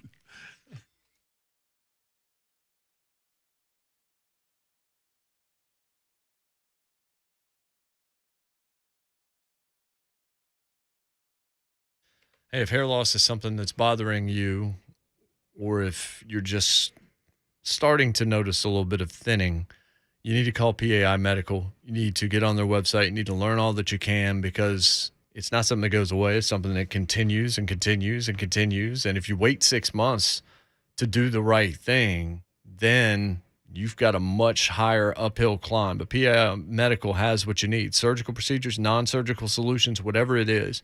They got the most advanced techniques. All they do is hair. They got affordable payment plans to fit anyone's budget. I went to them last fall because I knew some people that had used them, and I noticed my crown thinning just a little bit. And I went and talked to them, and they were able to show me a plan that really impressed me, excited me, especially after meeting them and seeing what kind of good people they are. I said, yeah, I did the laser treatment just yesterday, as a matter of fact. It was 20 minutes. I was sitting there holding my phone. Was able to walk out, didn't feel it. And, you know, my hair's thicker. It's fuller. The crown's coming back in, and I'm only about 50% of the way there. It's a gradual process. They've been in Nashville for over 25 years. All they do is hair. They're the very best at it. I can tell you. I love what they've done for me already. I want you to be the next one in line. 615-376-6010. 376-6010. My biggest piece of advice, don't wait. If it's a problem, why let it get 6 months more of a problem? 615-376-6010. Talk to them or go online, wegrowhair.com. That's wegrowhair.com.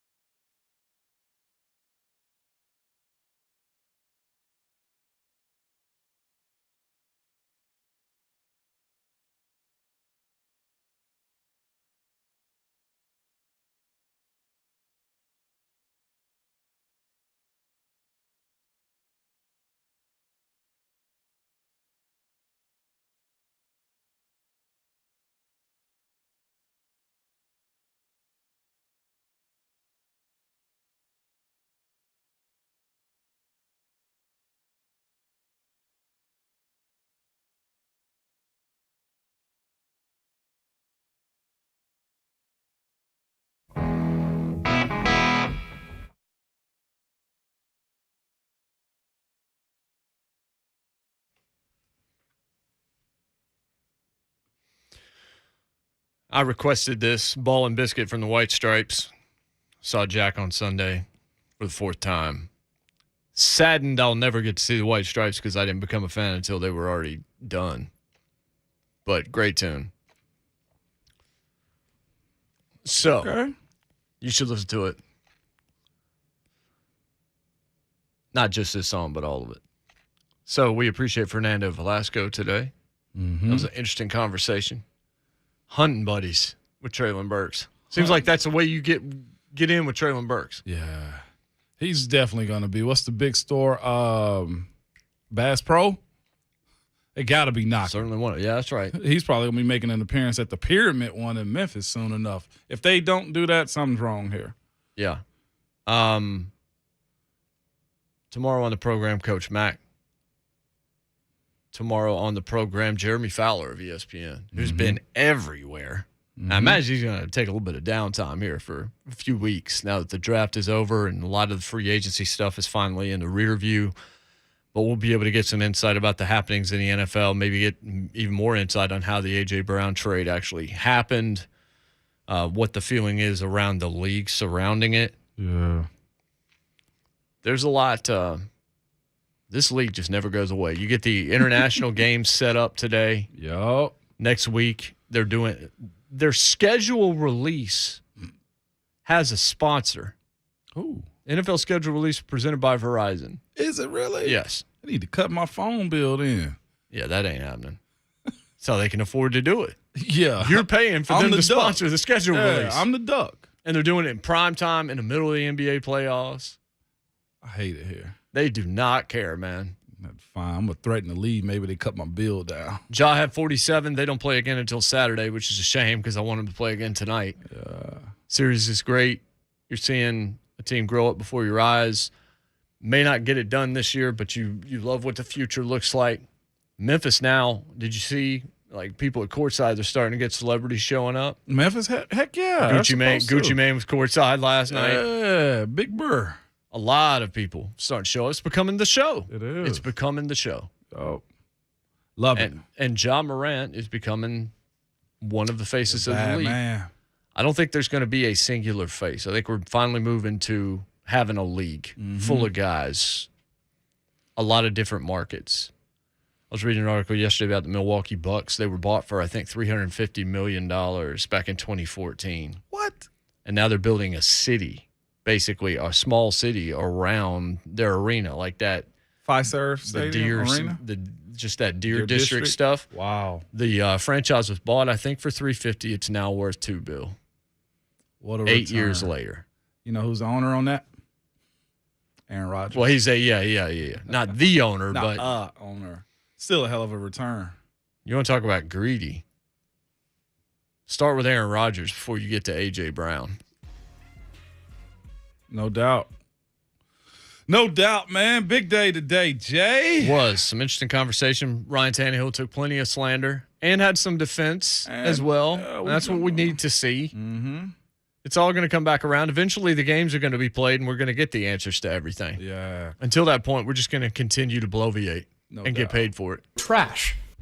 That's right. Loved Eitan Shander on today. Yeah, Eitan was excellent. If you missed that, coming from NBC Sports Philly, really good insight on what AJ is walking into. And we already know. For Ramon Foster and Jonathan Schaefer, I'm Jason Martin. We'll do it all again, same time tomorrow morning, 6 a.m. And remember, your Twitter fingers and your mic is always hot.